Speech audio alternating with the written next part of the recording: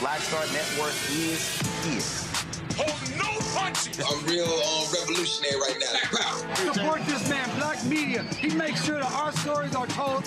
Thank you for being the voice of Black America, Roland. Stay black. I love y'all. All momentum we have now, we have to keep this going. The video looks phenomenal. See, there's a difference between Black Star Network and Black-owned media and something like CNN. You can't be Black-owned media and be scared. It's time to be smart. Bring your eyeballs home. You dig?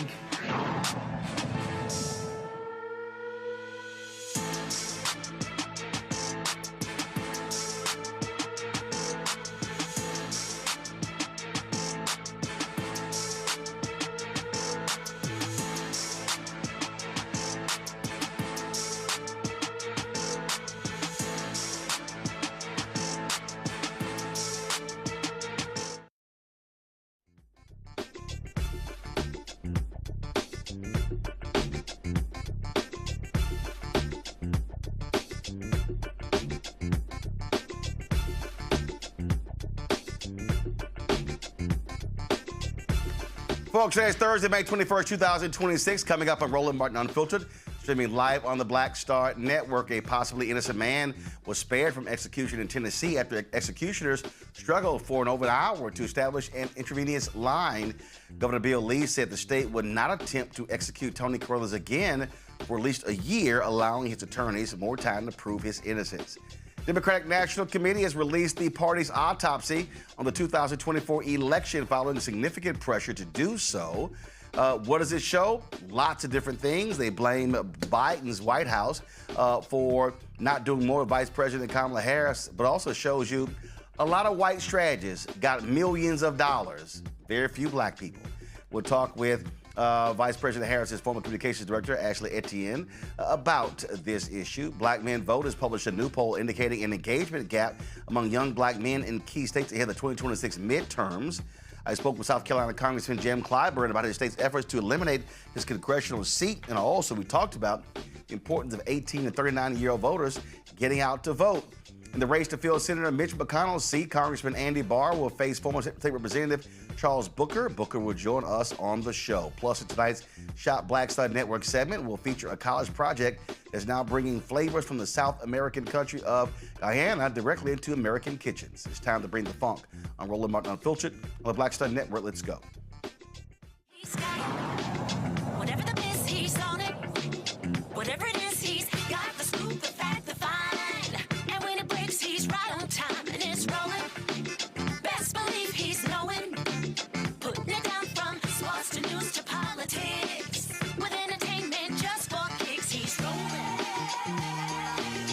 It's on roll, y'all. It's Roland Martin, yeah. Rolling with Roland now. He's funk, he's fresh, he's real, the best, you know he's Roland Martin now.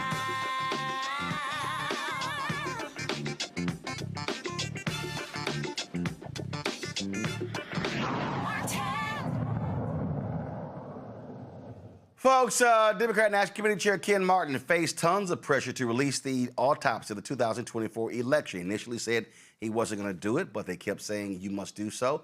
So he did. The 192-page report outlines various issues that plagued the Democratic Party during the last presidential election. Some of the problems include messaging that created tensions with key constituencies regarding the economy, delays in organizing voters on the ground, and lack of alignment between the party's primary super PAC and then Vice President Kamala Harris's campaign. President Joe Biden and his political team, they were not spared. It also showed the massive amount of money that white Democratic strategists keep getting, and not a lot of black folks on that list. Ashley Etienne, former communications director of Vice President Kamala Harris, and Speaker Nancy Pelosi joins us right now in the studio. Glad to have you here. We've talked about this here. You said that it needs to be released. And so what do you make of what they dropped? Well, I think it's a complete failure of leadership on the part of Ken Martin. He had a choice. Instead of releasing a forward-looking document that laid out a strategy to address the bleeding support among black voters, the growing trust gap among black voters that we're seeing, to your point, you talked about the survey there. Instead, what he did was he released a report that was half-baked, that he critiqued. And he did it in order to save his ass rather than to actually lay out a vision for this party moving into the 2026 and the 2028 election to address some of the biggest, what I like to call the three-alarm fire that we're seeing within the Democratic Party that's not being talked about, again, which is that we're dealing with an identity crisis, we're bleeding support among our base voters, and we're not innovating in a way that sufficiently engages and mobilizes our key constituencies. That's why it's a failure, because Ken Martin made this whole report about Ken Martin.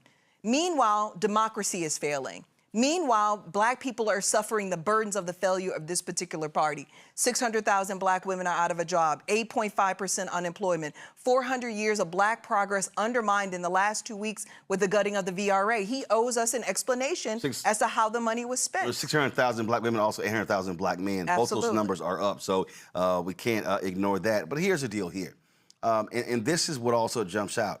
What you just laid out, true. But what you also have seen, though, are Democrats that have been winning elections all across the country. Sure. So the problem is the positioning as if the party's on fire, but when you look at these individual races, they've been winning. Sure. And I think this is where the disconnect is. There's a difference between national party.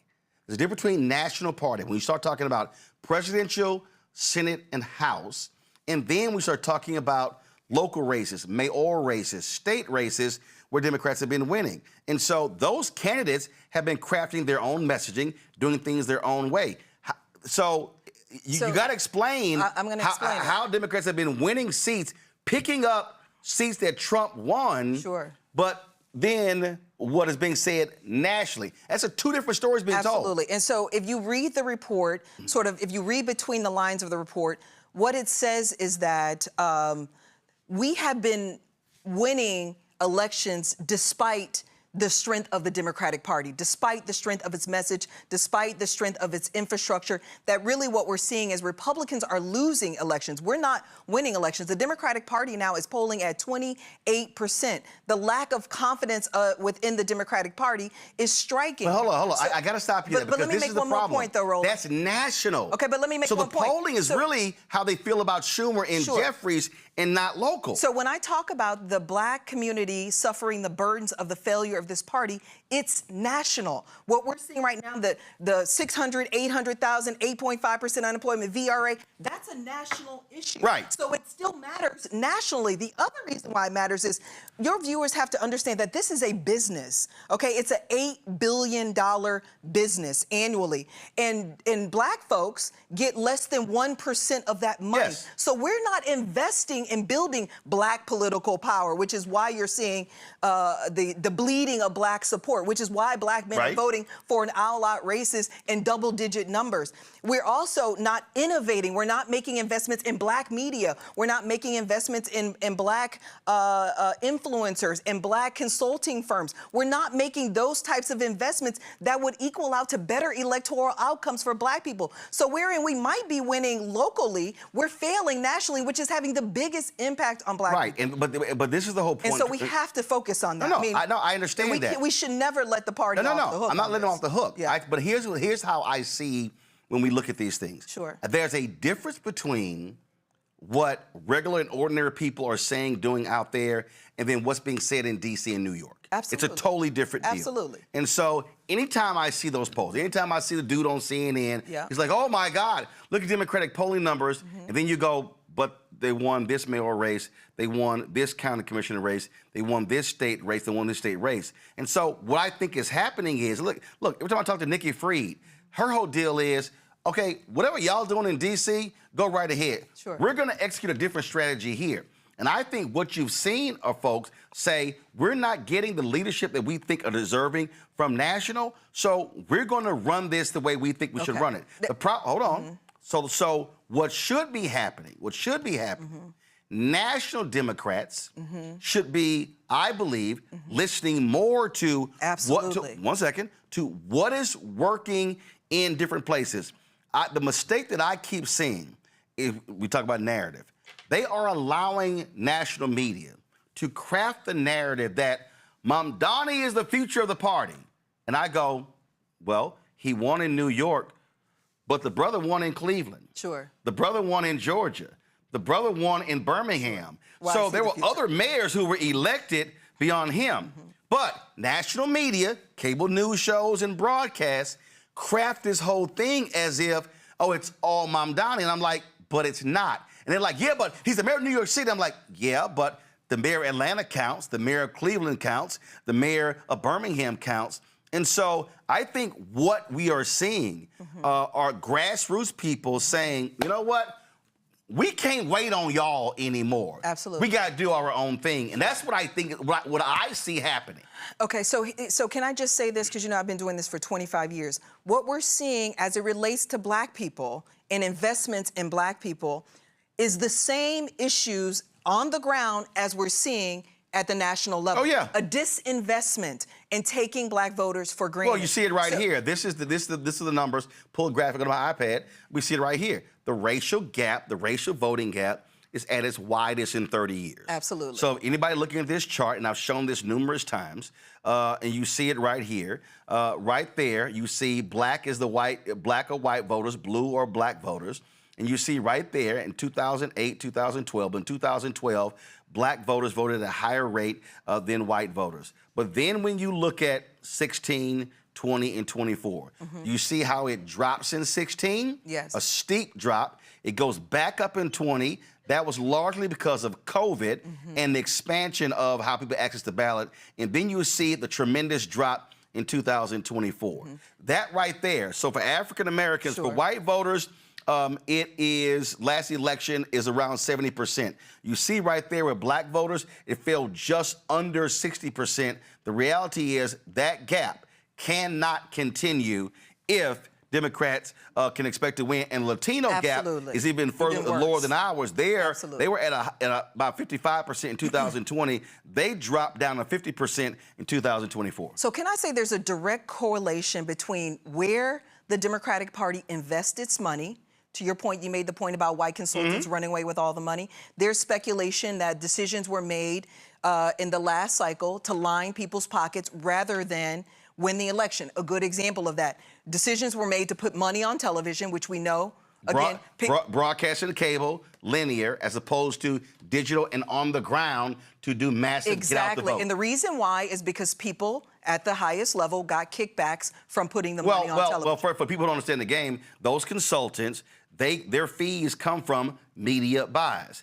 They don't get the same fees if you're putting it on the ground in Philadelphia to turn out black voters. So the strategists, what they do is they constantly tell campaigns, no, TV, radio, TV, radio, because that's where they make their money. So my point is there's a direct correlation between who's making the money, who's making the decision, and black electoral outcomes. Oh, yeah. There's a direct correlation. And so my point is we've got to do exactly what Vice President Harris said recently when she was at NAN. She said that black voters need to become more transactional. And I firmly believe that. And so in this moment, on the heels of this particular report, my recommendation to us would be to coalesce black power to ask these very hard questions, which is, how was the money spent? Where was the money spent? Why are we not making strategic investments that are innovating how we engage black voters? To your point, the reason why we're bleeding support among black voters is also because we don't have any level of intimacy with black voters. We wait until the 11th hour consistently. And the report consistently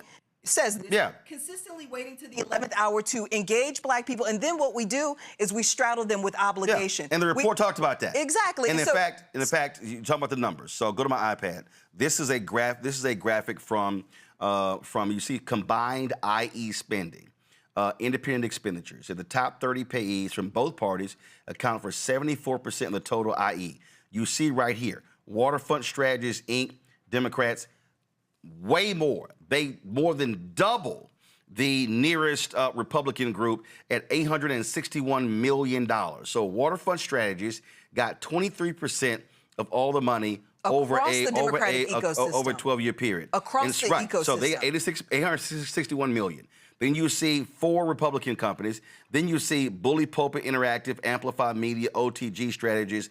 They're next, 85, 78, 71 million. Then you go down, Targeted Platforms, C+, Gambit, Great American Media, and Wavelength, Sage Media, MVAR Media, Bernie Consulting, SKDK, Knickerbocker. And the reality is, none of those are black firms. None of them are black. Very few of them, very few even have a black principal.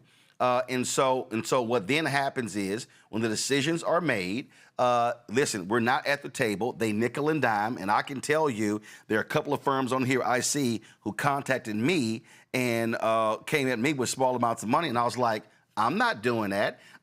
You want me to run ads for how long on my platform? I remember one of these firms offered $8,000 and they wanted ads run for like 2 weeks. And I'm going, are you crazy? And then one time it was $10,000 and they thought that lasted like 45 days. I was like, are y'all crazy? Put it in context. How much are they spending on? Right. No, that's what I'm saying. And so when you got these yahoos out here, the only reason people know how much I got in advertising because I refused to deal with these firms because they were nickel and diming. I said to the Harris campaign, if you're going to take out advertising, then you need to pay me direct because I'm not dealing with those firms. One of these firms, literally, I got the email. They wanted me to sign an NDA before I even discussed what the potential ad buy. I said, I'm not signing an NDA. And so these are the games that they actually play with us. And so when you had these black people like, well, you got $350,000. I'm like, the total black spend, the total black-owned spend was $22 million. That's all black-owned media.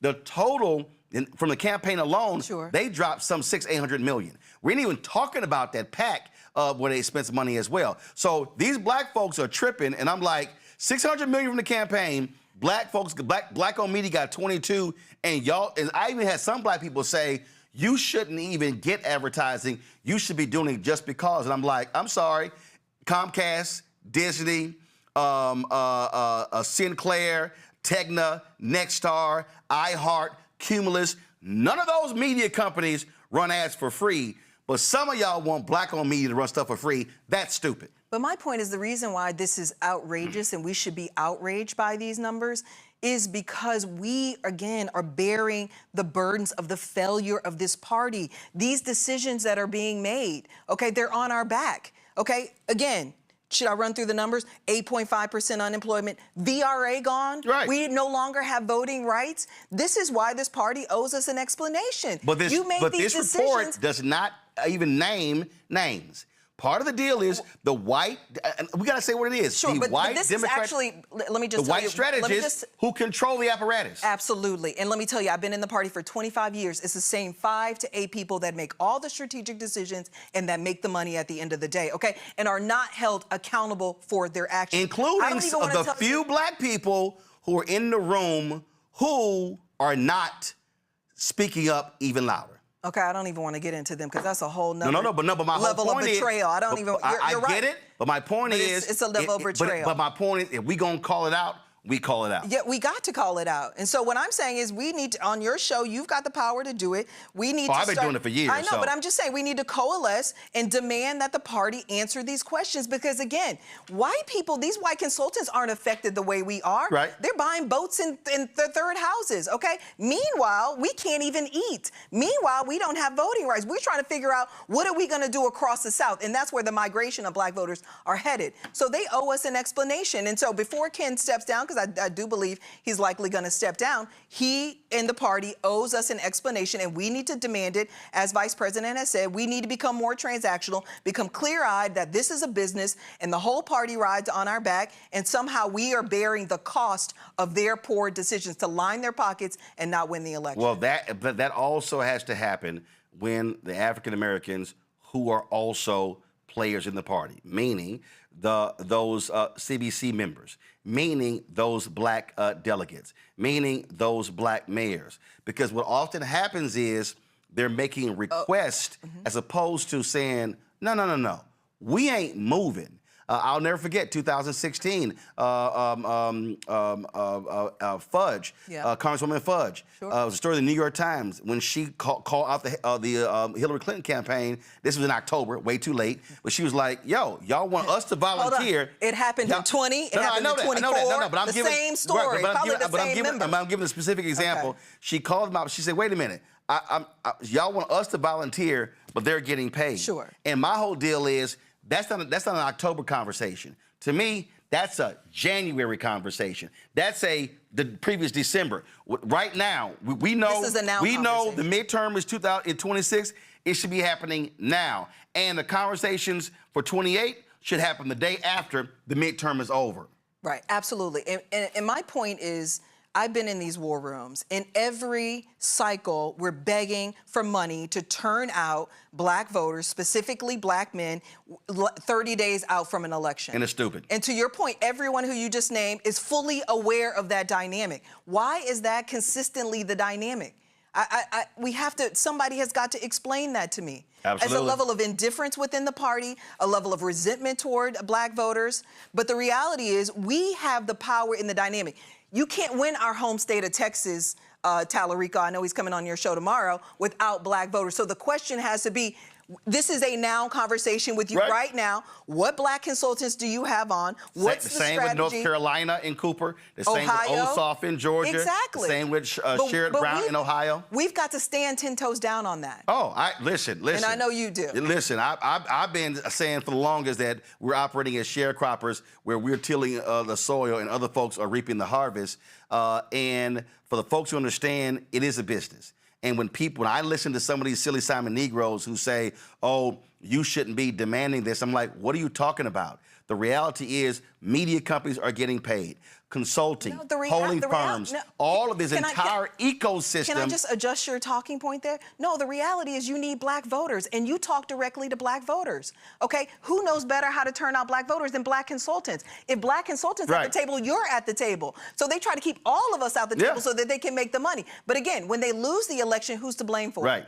And we know we ain't even at no Republican table. Absolutely. So that's the case. No. Black Republicans make money now. Let's be clear. Well, again, some. Yes. Because I've had and they're clearly because I've had conversations with them, and trust me, their complaint is very similar. Sure, to ours. but can I say one thing though? They're trending in the right direction among black voters. We're trending in the wrong direction. They're going up. They're double digits every cycle. Yeah, we're going down. That's the problem. Right, and also they're going down double digits because also our share is going down, so the bottom line is our share has to increase. But again, it comes down to a money game. Intentionality. Yeah, absolutely. Yes, absolutely. You got to go. I do. I know. See you later. I've been trying to close. I'm watching the I got a clock lot to for say. 2 minutes. I'm like, you got to go to go do another company. Ashley Etienne, we appreciate it. Thanks a lot. Thank you. Go ahead, walk out, go behind me. Go behind very me. good. I want to bring in my panel right now, Dr. Greg Carr, Department of Afro-American Studies, Howard University out of D.C., Nicole Robinson, political law attorney and strategist, Cameron Trimble, CEO, Hip Politics Media, and former White House senior advisor. Glad to have all three of you here. Greg, I want to start with you. When we talk about this being a business, I can't tell you how many discussions that I have been in. In fact, just the other day, Tesla and Figaro had posted something on her Instagram page of a video that Isaac Hayes III did, where he played a clip from Jason Lee on Ebro show, talking about lack of investment, and you literally had people, Greg, in the chat saying, Roland's a journalist. He shouldn't be getting advertising. Teslin responds by saying, what are you talking about? He owns a media company. So you're saying don't get paid for ads?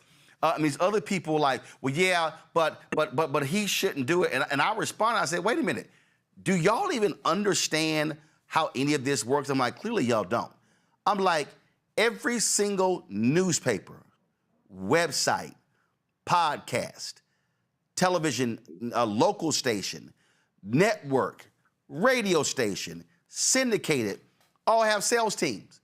And they all get paid. In fact, every publicly traded company, every single one, when they have their quarterly earnings calls, they say, we anticipate in the third and the fourth quarter an 8, 10, 15, 20% increase in revenue due to political ad spending. Every single one. And so I sit here and go, what the hell are y'all talking about? And then people are like, you got $350,000 for ads. Guess what? Comcast got paid for ads. Disney got paid for ads. The entire media ecosystem is built on advertising. And of the $400 billion spent every year on advertising, black-owned media gets 0.5 to 1%. And so I'm like, how can y'all talk about build black-owned businesses, grow black-owned businesses, create more jobs if we get frozen out of the political money? That to me is insane. It is insane, Roland, and it's it's also it's immature. Let me just say this directly, and I've said it before. You've been talking about this. You're the only person I've ever seen talk about it, quite frankly, in any platform. Let me be very clear. Like I said, I was just down there Monday. All of us who have been to Black Star Network studio understand this, and I think everybody who might be confused about this would understand this immediately. You're 2 blocks from the White House. You do everything in-house. You have a staff. Would you want people to work for free, y'all? $350,000 ain't no money. Got 17 people. 17 people. Come on, man. Come on. And I understand that they give you the second floor there, 2 blocks from the White House for free. So you don't have to wait. Is that?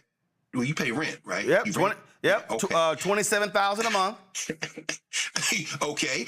And every piece of equipment you have in there is owned by BSN. So y'all act like Roland Martin got $350,000 and went on vacation. Please understand, we need to stop being a race of children. You understand? Now, because of what's on Mom Donnie and the people in New York are doing just over the last few months, you got a billionaire like Jeff Bezos screaming bloody murder, act like he care about a school teacher somewhere or a nurse, now saying the bottom half of everybody should pay no taxes. They got the billionaires running crazy because the only thing these people in this capitalist country care about is money. And unfortunately, we find ourselves, as we just heard Ashley say, and as you all were talking about, in an impossible situation where we have to determine for ourselves what is in the best interest of our liberation. When you went to Montgomery, I was just talking to some folks with the Fred Gray Institute in Montgomery earlier this week. And I said, there was no footage anywhere that has been shown. Your staff was saying this to me when I was down there Monday. There's no footage anywhere that's been shown covering that all roads lead to the South convening, except yours, because you're the only person on the ground. And that was invaluable. We're going to look back in a few months and say that moment in Montgomery in many ways was the starting gun. And we wouldn't see anything about it except a few clips from some local news in Montgomery had not you been there. And now you're sending Roro-mobiles to other places to do this. I just want to understand from anybody who would criticize you, instead of getting $350,000, it should be $3.5 million or $35 million, where you could really open up. I want to know from any critic, what do you think Roland is doing with the money? And then we dance, because every time you talk about money, man, you take it down to the penny like we're all some kind of way your internal audit system. It just doesn't make sense, brother. I sit here and try to walk people through this nonsense, Cameron. And when you look at this report, the report covers a number of different things. It talks about how the Harris campaign wrote off rural America, really focusing on suburban voters. Well, guess what? We talked about this on the show. When we went to North Carolina, we specifically did not go to suburban areas. We did not go to Raleigh. We did not go to Charlotte. We literally cut the map in half and said, we're going to be in East North Carolina, the Black Belt. When we went to Georgia, covering the Warnock race in 2022, we didn't do shows in Atlanta. We did shows in other parts of the state, knowing full well that's where other black folks are. And so what people have to understand when you examine this report, and it was messy, it's all over the place, and I absolutely agree with Ashley, there should be a vision pointing forward. And I'll be honest, when they wanted him to release this report, I thought it was a stupid time to release it then, because it was in the middle of the shutdown. Democrats had Republicans on the run, and I said, why in the hell would you switch the story and the narrative and when you sitting here winning it? That was just dumb. And so that's the other thing I think, Cameron, for a lot of these Democrats, especially these people in D.C. who were pounding the table to release the report, I'm sitting there going, do y'all even pay attention? Do you even read the room? So we know how white media works. They were going to be wall to wall on the DNC Autopsy report playing the blame game. And so Democrats have a knack for snatching defeat out of the jaws of victory. Cameron? Cameron, if you don't hit that damn mute button, I don't how the hell your ass run a digital media company and every week you on mute? Can y'all, is it us or him? Cameron, it's you. Cameron, fix your little system. Nicole, I'm gonna go to you. Look, this is not the time for the Democratic Party to be infighting. Our rights are getting stripped away every single day. And for the Democrats sitting at home reading the headlines about this report, they're feeling hopeless. They're feeling like the Democratic leadership is not going to be able to get it together by the midterms. I mean, they're releasing reports without sources, without citations. Like, this is ridiculous. But, I mean, I do hope that Democratic leadership pays attention to the findings in this report, because although the midterms are coming up pretty soon, there is still some time to pay attention to the voters that have been neglected for years. We cannot let anyone sit this out. And so the Democratic Party truly needs to get it together well before the midterms, because we don't have time for 30-day runs to try to capture more voters. We need to start working on these issues now. All right, Cameron, you finally got your situation together? I did, brother. Can you hear me now? Yeah, we can hear you now. A couple things that just some disclosures. One, I was definitely interviewed twice for this report, and I think everybody who is on the inside and understanding, as at least at the national level, who've been involved, understood this report was coming and had gotten previews and heard a lot of whispers as early as last summer about some of the things that came out in this report. And then two, specifically, and this is, I think, how our relationship really advanced, in 2020, when I was the National Director of African American Paid Media and Advertising, we did a lot of direct negotiation and understanding, and there was a lot of education you gave me coming into that process.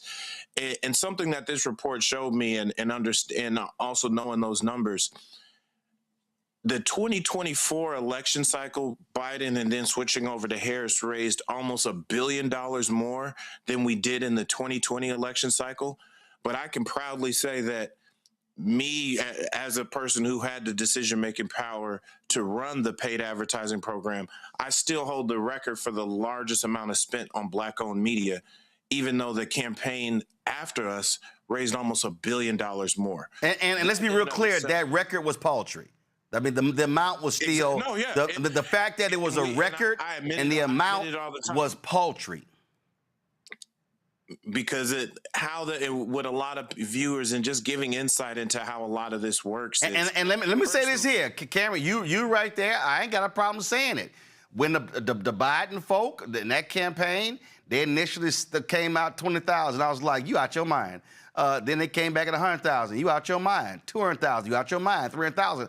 I wasn't running ads from September to November for no $20,000. I know my worth. I know what other people pay. And it was like, I know what they also pay out. I'm like, here's the number. And I said no. And then even when we agreed to 300, I still called them out after they did. And people called me like, man, what's wrong? I was like, because the 300 was bullshit. I mean, I must call it what it is. But again, white media don't have to do that because they get millions. Millions. And one of the things that I think, because I'm running through a lot of that for your viewers, because as a person who has been on the other side of that and had to make those decisions or had to sell those inside the building, in addition to working with so many different media companies, what often happens here is they look at raw numbers and they also don't look at impact or cultural impact. When you start thinking about the impact that you in several Black-owned media, and this is the Black-owned media space has only matured in the last 4 years between 2024 and now 26, with so many more digital outlets. At that time, you really just had yourself. You obviously had Urban One, TV One, but then The shade room was big, but it was nowhere as near as big as it was now. Hollywood Unlocked and so many of these other places that are social media or digital media first platforms did not exist. We didn't have fast channels that were Black owned to be able to advertise on. So now with so many more sites and with Black folks being spread across so many more places to reach, there is literally just a presidential campaign alone has the opportunity to seed at least 100 Black businesses and be the largest, be their largest advertising boost because they have cultural impact. And that's something that I'll tell a quick story that puts a fine point on this. When I asked my media buyers internally to get me a list of the Black-owned important podcasts in 2020, when I had my first smaller budget media plan, they came back with all these numbers, said, we can't find that many. And they gave me a number. I said, where's the read at? You know, everybody listens to Crystal and on the Read podcast. I'm like, I don't care what the numbers say. I know this is one of the most culturally impactful podcasts. That was back then. And those are the kind of things they're making these decisions programmatically or based on some spreadsheets and numbers and not understanding both the numbers and the cultural impact that happened. Well, first of all, let's be clear. When we say they, we're talking largely young, white political operatives who have no idea of what happens in Black America. None, zero, exactly. Zilch. I'm gonna come back to this conversation, but I do want to bring in Kentucky State Representative Charles Booker. I want to bring him in right now. He, of course, won the Democratic nominee. He's running for United States Senate there in Kentucky. And I want to get your thoughts on this as well, because the reality is, as a Black candidate, you also deal with this in terms of how the national party then tells you, oh, no. This is who's going to be your campaign manager, your communications director, your pollster. You have to use these people. And you're probably sitting here going, ain't none of those folks from Kentucky. They don't know this state. They don't know the media markets. And I've seen this. I've seen this happen with other Black candidates, Val Deming in Florida. I've seen this happen with Sherry Beasley in North Carolina. I can go on and on and on. And this is the problem with the entire ecosystem. And what they really want to do, and you can speak to this, and I just know this for a fact, what they really want to say is, hey, listen here, Booker, go on over there and you just campaign. We got this. We are running the campaign. You're the face of it, but we're running this. That's really how these things work. Well, first of all, it's an honor to be with you, brother. I appreciate your voice, and you're so right. You're having a conversation about how do we tell the story that actually changes things and empowers our community, which will uplift everyone. And as a Black candidate running for U.S. Senate in Kentucky, we fall in all the blind spots.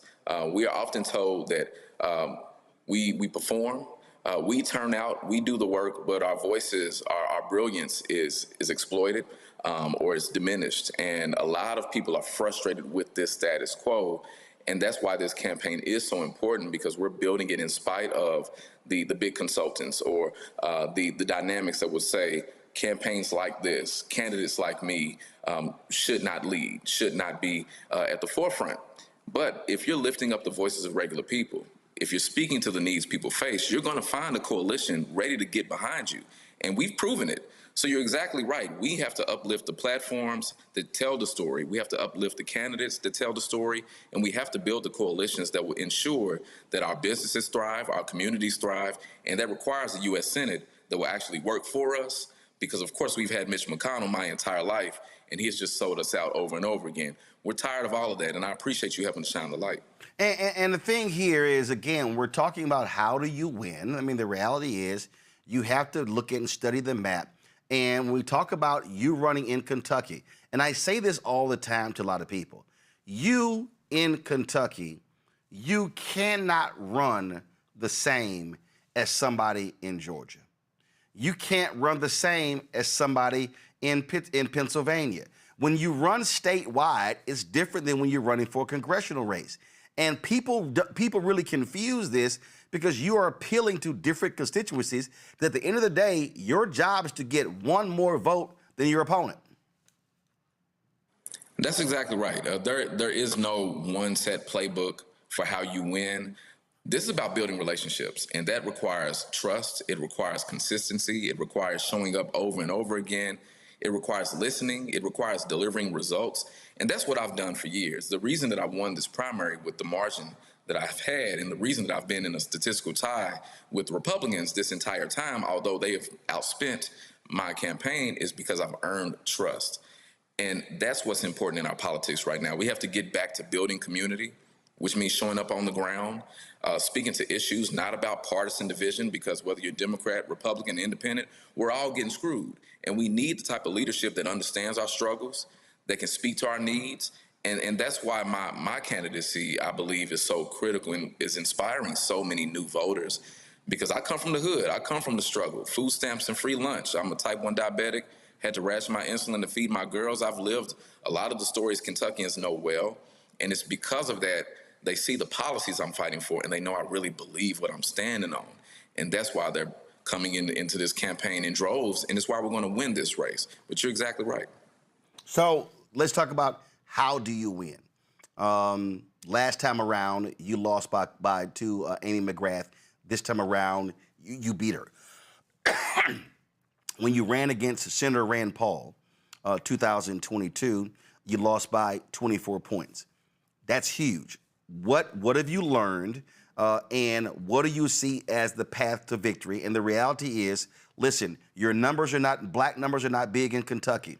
So you're going to have to convince a lot of white voters to vote for you. What is your messaging to them? What is your strategies to reach them? Because the reality is the reality. Many white voters in red states who are poor often vote against their own economic interest. I remember stories from 2016 and 2020.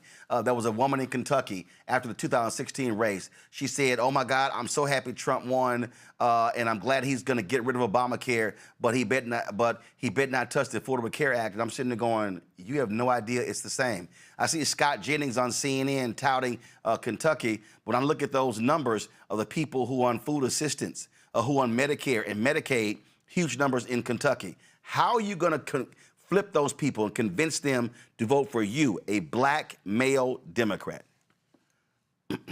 Well, you know, some of the reason that we are going to win this race is actually Donald Trump. Honestly, and everything that you said is right. This has been a work in progress. I've told folks this is like Rocky III for me. We've been laying foundation. We've been building relationships. We've introduced a new concept of politics, because Mitch McConnell was elected when I was 2 weeks old. So we've had a status quo that has really screwed us over my entire life. And a lot of folks have just concluded things won't change because they've been the same for so long. So showing up in community over the years, I've been able to build trust. But one of the things that's really important right now, people ask, well, what's different for you, Charles? My message is the same. That's the power of this campaign. What's different is everything else around us. Every single cut that Trump has made, every decision that he's made that has hurt farmers, that is hurting those factory workers, that's hurting our veterans, that's hurting people that are trying to get health care, we're being hit hard in Kentucky. And they know it's not Joe Biden. They know it's not Barack Obama. They see Donald Trump, and they realize that he's trying to protect the Epstein files instead of protecting their children. And so when you see these No Kings demonstrations around Kentucky and around the country, but especially here, it's not just Democrats that are out there. These are lifelong Republicans. There's a reason that people have been taking up their Trump signs and putting down Booker signs, because they're so fed up with the status quo. They thought Trump was going to drain the swamp. Now, a lot of us understand through the lens of race and history that he was BSing. But we know the truth. A lot of folks now are realizing it as well, and they're saying, well, what do we do? And they're seeing my campaign as an answer, because I'm not just here to tear down Donald Trump. We can spend all day, all year, years tearing him down. We need to hold him accountable, but we also need a vision to deliver for us. And that's why organized labor is behind me. That's why grassroots organizations are behind me. So what's different now is this is an open seat. This isn't an incumbent. Mitch McConnell's leaving, thank goodness. And now we have the chance to really lean in at a time when people are hurting, now more than ever, to shine the light on what's possible. And it's inspiring hope. And man, I'm proud to tell this story, because I know this is a story the country needs to see. And I'm asking everyone to go to charlesbooker.org and help us do this. This is funded by the people. It's built by the people. It's a testament to the people. And it's exactly why we're going to win. We're going to need, you're going to need lots of money. And what often happens is national donors, they go, is that winnable? And we talk about the map, and this is the conversations that I've heard. I've heard Georgia's a priority, North Carolina's a priority, Ohio's a priority, Maine is a priority. And then the next tier, they say Iowa, Alaska. Then it's like, well, Texas, Florida, Kentucky, they pretty much, okay, we're going to lose those. So how do you convince national donors, big money donors, but even also small donors, that Kentucky is actually winnable? Because they look at Amy McGrath, veteran, pilot, all this sort of stuff. She ran against McConnell. She raised an insane amount of money and got crushed by him last time. Well, it's twofold. One, I understand the cynicism. I'm a lifelong Kentuckian, and I understand that in a lot of conversations, we're not even at the table. So I get it. But what my ask is, if we're seeing what's happening in this country and we're seeing what's happening globally, we have to compete everywhere. And we're making the case easy because we've built the infrastructure. We have mobilized new voters. We've been training people for years. My organization, Hood to the Holler, has been helping to empower folks who got their rights restored so that they can engage the democratic process. We're expanding the map. And in 22, when I was the nominee for Senate, a lot of people reflect on that. Yes, we did not win at the ballot box, but we outperformed Amy McGrath's campaign, which was one of the most well-funded Senate campaigns in history, with about $6.7 million. So we showed what can happen if you engage people, even when we didn't have the money. And now with this being an open seat, knowing that we need to flip the Senate, if we do the math, we flip Kentucky, we flip the Senate. So we have a state that is being crushed by Trump. People are fed up. They're mobilizing with my campaign. We have the infrastructure to lead them to the ballot box. Now we just need a little bit of investment. We're showing what we can do a lot with a little. And so I'm asking folks to take a chance anyway, because what we see from Trump is that there is no bottom and that they're not going to stop because it's the right thing to do. The gutting of the Voting Rights Act, that's brought to you by Mitch McConnell. Donald Trump is brought to you by Mitch McConnell. So if you don't think Kentucky is important, remember what Kentucky has led to with Mitch McConnell 4 years. Give me the chance to help clean up this mess, because if we flip Kentucky, we flip the U.S. Senate, and we're ready to do it. Indeed, indeed. Charles Booker, certainly good luck. Again, where can people get more information regarding your campaign? Go to charlesbooker.org. Thank you for your investment. All right. I appreciate it, man. Thanks a lot.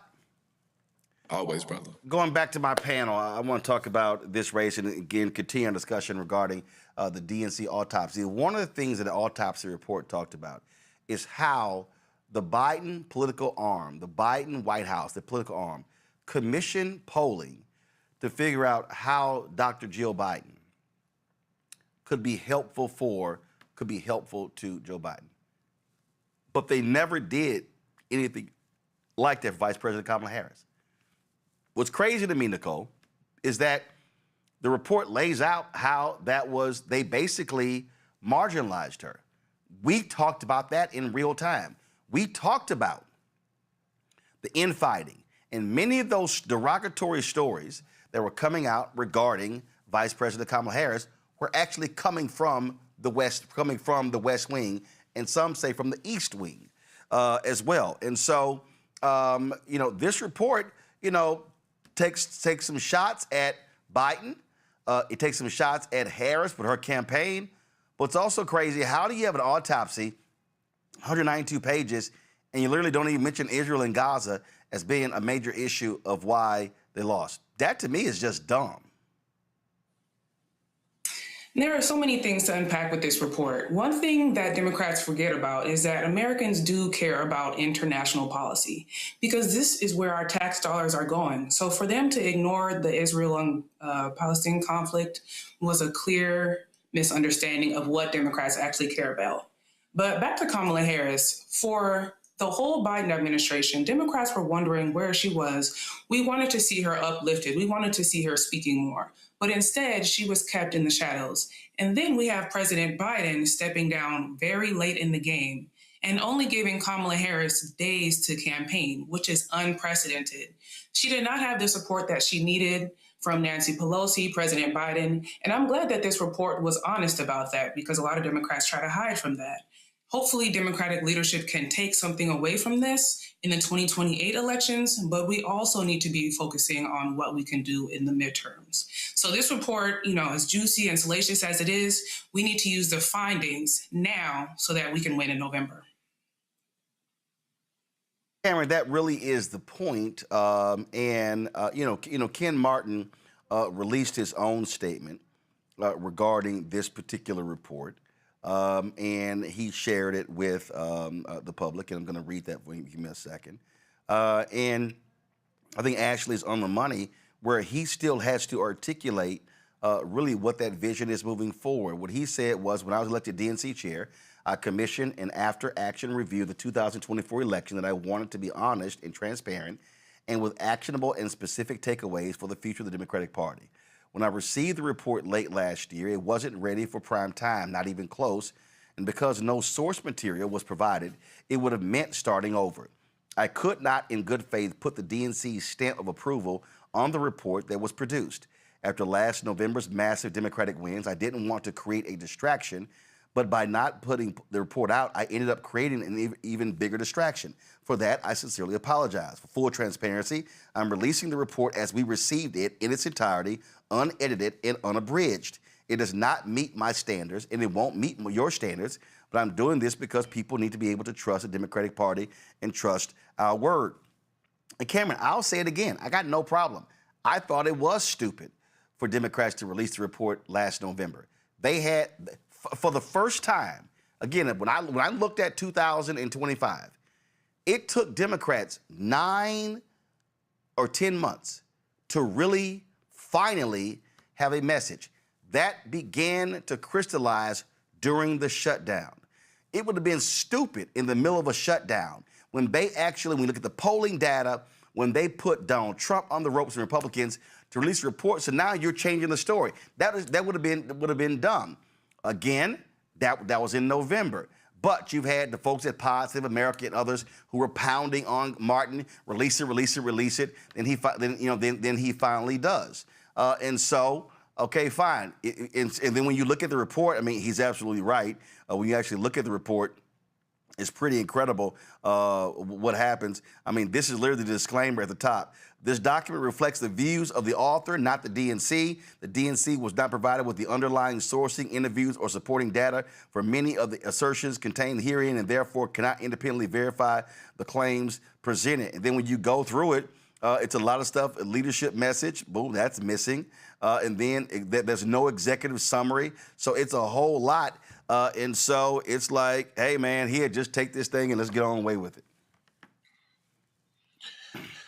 Yeah, I think two things. One, this report needed to happen, and in the spirit of what we got to flash back almost 2 years now in 2024, coming off of that devastating loss of Kamala Harris and so many other losses in losing the House and so many other losses. Everybody had heard all these huge numbers and all this money that was raised, and they thought we were there, and there was just a crushing defeat, and people wanted to know. But a point you made earlier, the DC Democrats, of which I definitely have to stake claim to being here in the district often, but the DC, there was a disconnect between the DC and the national party and what people were feeling in the states and their local parties throughout. And everybody wanted some accountability to be held. Like, how did we lose this, considering all the negativity, considering what Trump was running against? Trump had been impeached. Trump was a 30+ time felon, like all these different things. And we could not believe it. So if you were running for the chair of the Democratic Party at the time, having an autopsy and holding people accountable on how that money was spent and how those resources and decisions were made was a critical point in order for Ken Martin to even be able to win. So that was a promise he and other candidates were making in 24. Fast forward to when this report was ready to be released, you're right, it should not have stopped the momentum of the shutdown. But it still did need to be released. There was probably no ideal time. If anything, they should have did it in January, February, and gone ahead and got it out. and let it be said. So we had enough time to have a vision forward. But now what this does, and what this does, and I think what is going to get buried in this is that now Democratic voters around the country don't know what to believe.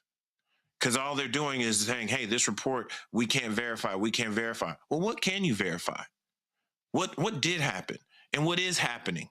What is going to happen? What investments are you going to make? What did you learn from 2024 that you're going to apply, not in 28, but this year? Because stuff is happening falling around now. And like, we're scared that we're not even going to have a free and fair election. So I think this is a time where I'm glad this is out. I do think we should move on past some of this, but we do need to take some learnings in terms of, hey, we need to invest in all 50 states. We need to invest in rural communities as much as we need to do in cities. We need to invest in Black-owned media and Latino-owned media and Asian-owned media. We need to invest in the people who actually prop this party and keep this party up. We need to get out and knock doors now.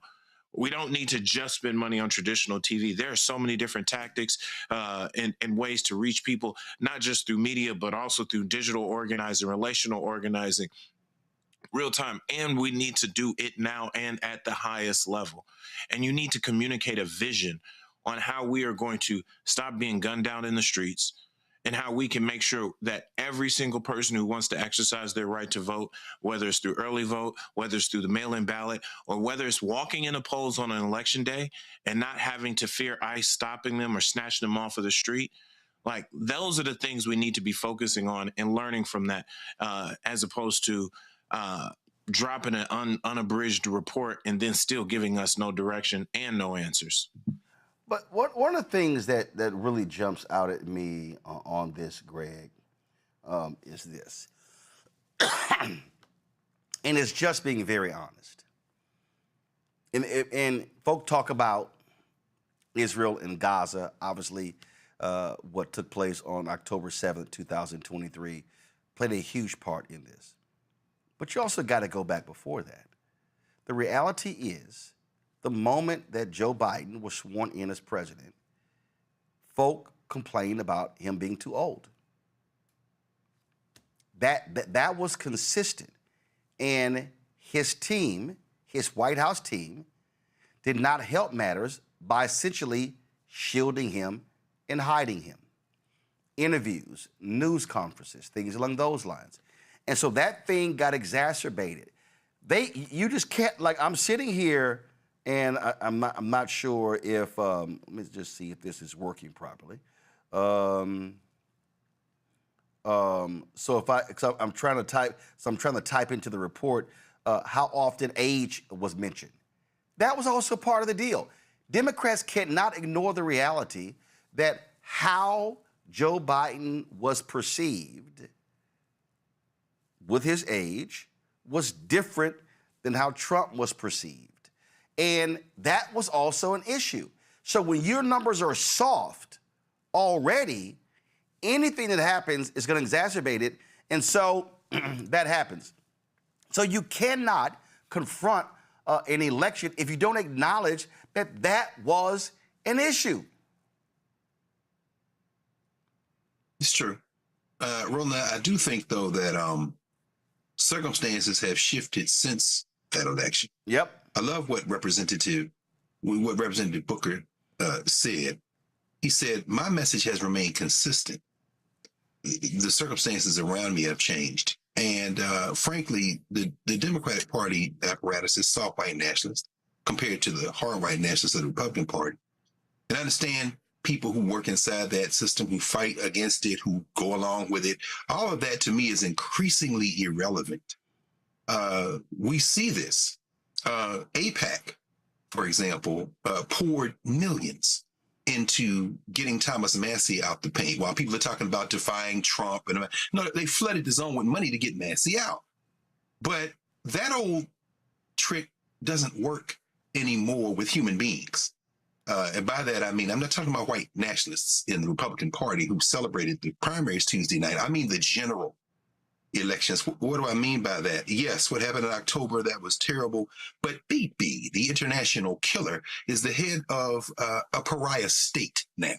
Circumstances have changed. AIPAC doesn't have that kind of muscle anymore. Ask Annalisa Mejia in Jersey. I was in Jersey last Thursday night at Essex County Community College there. Africana Institute celebrated 25 years. And all the viewers of Black Star Network told me to come back and tell you how much they support and they're with you and they donate and they had to bring the Funk Fan Club. And those people went out and voted for Mejia, who had her path cleared because AIPAC dumped all this money in there and had unintended consequences. Ask Chris Rabb in the Pennsylvania 3rd, the impact of going with the Working Families Party, part of the coalition that Zohran Mamdani used. The Democratic Party is just a delivery system. And Booker is on that same thing. His integrity in saying, I'm not taking PAC money, we're going to get lobbyists out of Congress. That message is hitting different. So I think that what we're faced with now, yes, the Democratic Party, sure, it's inside baseball. The money issue is clearly an issue with advertising. But guess what? The Democratic Party is increasingly looking like a delivery system. And what I mean is there was a sister there as I was watching the coverage as you were covering from Montgomery. There were some sisters who came down from Tennessee. They had red Tams on, remind me of the economic freedom fighters out of South Africa. And this one young lady was like, you know, I don't give a damn about no gerrymander. I don't care about, you know. And then when Latasha in the interview with you said, this ain't about citizenship. This is about building a different kind of society. Guess what? About the Democratic Party, and we never have. What we care about is our self-determination and our liberation struggle. And if we need to use you as a delivery system, we will. You need to certainly redistribute that money. But if you smart-ass white boys think we're going to somehow be beholden to whatever your political philosophy is, I think Booker can win in Kentucky, but it's going to be based on organizing and people. I think that as we saw in Pennsylvania with Bob Brooks in the Pennsylvania 7th, I think the thing now is trending toward running away from both parties, but using them as a delivery system. We've seen it with the Tea Party. We've seen it with the MAGA movement in the white nationalist side. And I think we're increasingly beginning to see it in the Democratic side with people who say, we'll just use you to get on the ballot, but we're not listening to none of y'all. And what you just nailed is what I am consistently saying. When I listen to these loudmouth yahoos who love to say, oh, you're a shield, you're this, the other, oh, you're just speaking for Democrats. As you said, it's a delivery system. It's a delivery system. Yeah. And I'm not dumb like these loud mouths are. This is very simple. But when I was coming in, it's an increasing number of these silly Simons out here who are touting MAGA and saying, oh no, you know, and then they want to use all the talking points, Republicans into slavery, the radical Republicans, 13th, 14th, 15th Amendment, all that. They always skip over the Lily White movement. And they go through all this sort of stuff like this here. And I always go, okay, but can you talk about 2026? Is Project 2025 an anti-Black agenda? Yes or no? If you want to convince me that the Republican Party is best, pull the panel back up. If you want to convince me the Republican Party is best for economics, okay, well then explain to me how the massive Black job losses have happened. Explain to me how in the last year of Bush, of Biden, Harris, Black-owned businesses got $10 billion, a record, in federal contracts. It was only 2%, so I'm not happy with 2%, but it was a record. It's 1.2% under Trump. So please explain to me how we have more money in our pockets because of Donald Trump. I showed yesterday Trump's platinum plan, that tinfoil plan. I showed yesterday how he has diversity training for cops in his platinum plan. That was in 2020. Can y'all tell me what happened when it came to diversity when he went back in January 2025? I showed in the platinum plan how he touted doing things for Black farmers. Can you tell me, all y'all Negro Black conservatives, especially y'all Black men, how he won't even have John Boyd at the meeting?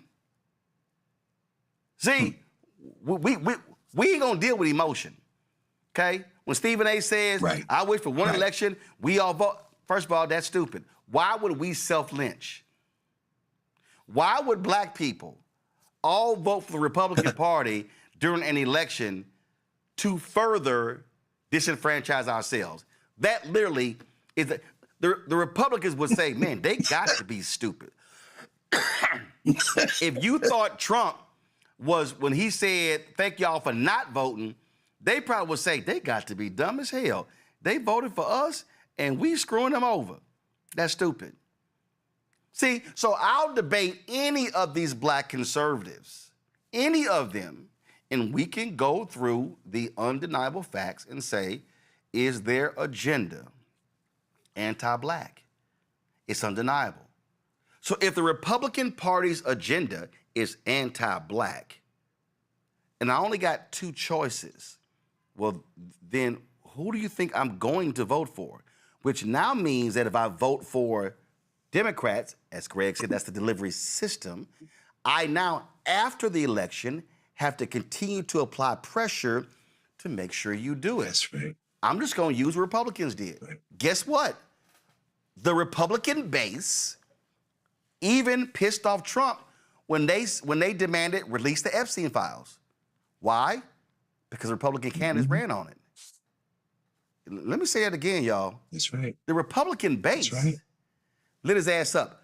Why is Donald Trump right now, why are his numbers so low? Because the Republican base said, we believe you when you said you were against wars. And now your ass do what you did to Venezuela and what you did to Iran, and you're threatening to overthrow in Cuba. That's also why his numbers are there. So he's actually facing criticism from his base. And let me be perfectly clear. And see, this is where Democrats always mistake. The Republicans will be pissed off with him, but they're not going to sit elections out. Right. Because what they'll say is, you're pissing me off right now, but we still want power. So if we keep you in power, then we're going to pound on you for 2 more years to get us what we want. The mistake that we make, meaning black people, and the mistake that progressive whites make is we go, I ain't voting. Thus, guaranteeing they're going to win. That's right. The only reason they keep winning is because they're winning with fewer votes. So we actually help their agenda when we check out of a process. It is a delivery system. And you've got to be stuck on stupid to not understand that when it comes to a delivery system, the job is, how do I take advantage of the delivery system? And checking out is not the answer. Gonna go to a break. We come back, we're gonna talk about a new poll that breaks down how black men, especially young black men, feel when it comes to voting. We'll do that next. Don't forget, support the work that we do. Join our Bring the Fuck fan club. If you want to contribute, please do so via Cash App. Use the Stripe QR code. You see it right here. If you're listening, go to blackstarnetwork.com. Text in money order. Make it payable to Roland Martin Unfiltered. P.O. Box 57196, Washington, D.C. 2003 70196. PayPal's R Martin Unfiltered. Venmo RM Unfiltered. Zelle. Roland at RolandSMartin.com. Roland at RolandMartinUnfiltered.com. All right, folks, let me be real with y'all. If you are on Medicare or about to be, the system is not set up to work for you. Too much fine print, too many plans, and too many people making money off of your confusion. And look, kill the music. And look, we're used to this. We're no strangers to systems that don't have our best interests at heart. But we don't have to accept it when it comes to Medicare. That's why I'm telling you about Chapter. Their advisors are independent and honest. In fact, they're the only Medicare advisors that compare every plan nationwide. And they're focused on one thing, what actually works for you. If there's a better plan out there, well, they'll find it.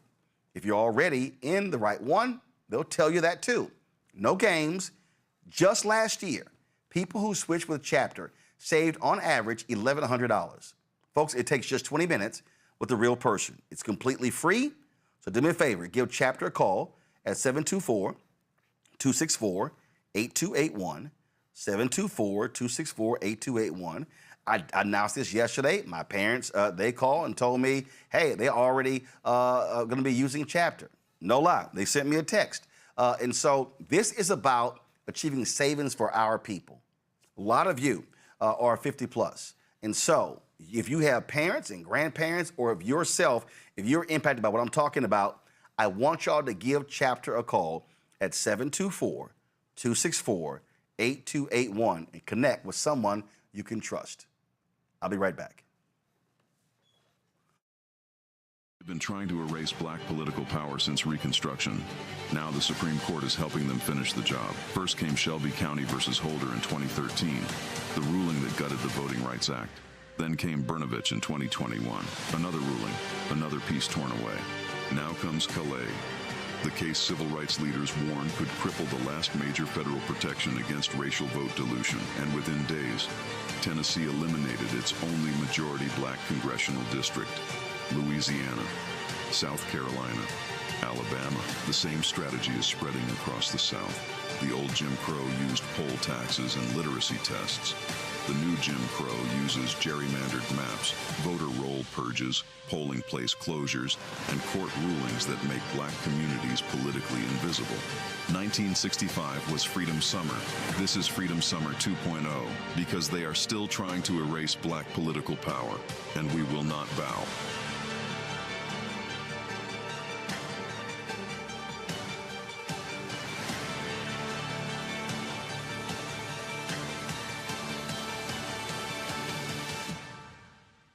This is Bill Duke, and you're watching the Black Star Network.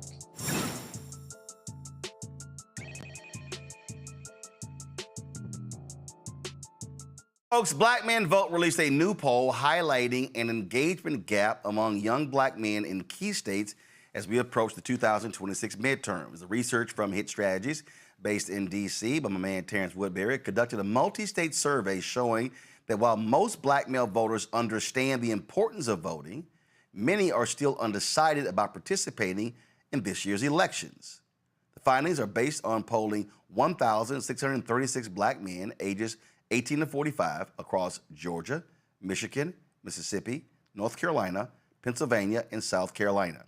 Michael Bland, Executive Director of Black Men Vote, joins us right now. Michael, glad to have you on the show. So, Roland, thank you, my brother. Glad to be here with you. Okay, so when we say they're not committed to voting, what does that mean? Look, I think it's what we all know, Roland. Bottom line is we have to give them a reason to vote. And when I say they, Democrats. Democrats don't have an economic message. We don't have a message for them to vote.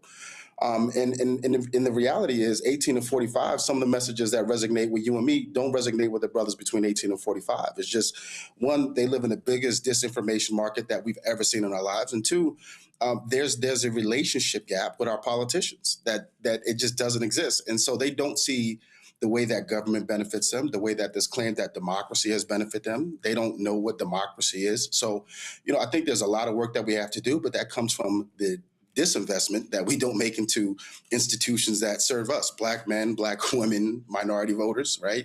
There's a late game that we play. And that's where we're getting caught with our hands, or our tail between our legs. So you and I saw you, we were in Montgomery. Yeah, it was good. We had a good time. And I'm downstairs. I'm trying to check in. A brother behind the counter, black man, Alabama State student, sports marketing major. And one, he had no idea who I was, and that's fine. I never assume anybody know who I am. I always introduce myself. But as we got to talking, he wasn't even aware, not only of the show, he wasn't aware of the march that was happening literally 2 blocks from where he worked. And as I kept talking to him, he kept saying, a lot of students at Alabama State don't know. When I mentioned that I was on the campus last year, he said, man, a lot of times we have no idea who comes on campus. And he was sharing right there how a lot of them are simply not engaged. They don't watch the news. I began to ask him, where do you get your information from? He mentioned TikTok. He mentioned Instagram. Go to my iPad. Y'all laid out that YouTube, that first of all, half of young men are active news consumers. Just 6% avoid news. But you say that your poll, YouTube was a dominant civic information channel. 90% use YouTube at least multiple times a week, and a majority identify YouTube as a place they go for breaking political news. Now, the reason I understand that, because when we talk about black men, if I pull the dashboard right now and look at my analytics, and I click audience, give me 1 second. In the last 28 days of this show, our audience, male, is 57.6%, female is 42.2%. And I know when I get stopped, brothers are stopping me all around the country. Man, I love the show. I love the content. So this idea that they're not news consumers, as your poll lays out, is simply not true. That's right. And listen, Roland, it was shocking to me that that's where they land for their media, right? That's where they land for the news was YouTube. It was very shocking to me. And I tell you, one of my proudest things, or probably the thing I'm most proud of is being a dad, being a girl dad at that. And so oftentimes I have these conversations with my girls, where do you get your news from? Where do you get your music from? Where do you find new music? I struggle trying to find new music. And then learning that YouTube really is that outlet. I don't know if it's as much as they're not information taking as we do. I think they're consumed with so much, and that what's important to us is relatively not important to them.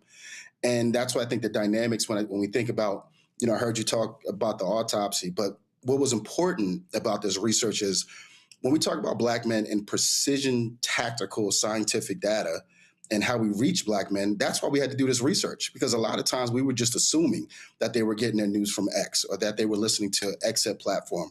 And so I'm happy that, happy to work with Terrence Woodbury and his phenomenal team at Hit Strategies. But more importantly, I thought it was, really advantageous for me as the executive director to say, hey, let's really, unlock this thing with a scalpel and find out where our brothers are getting their information from. And moreover, that media market, the last persuadable base that's left in this country, which is 18 to 45-year-old black men. Where are they getting their news from? Because we also know they are the biggest consumers of disinformation. So there's a lot of work we got to do, and there was a lot of work in trying to unlock that.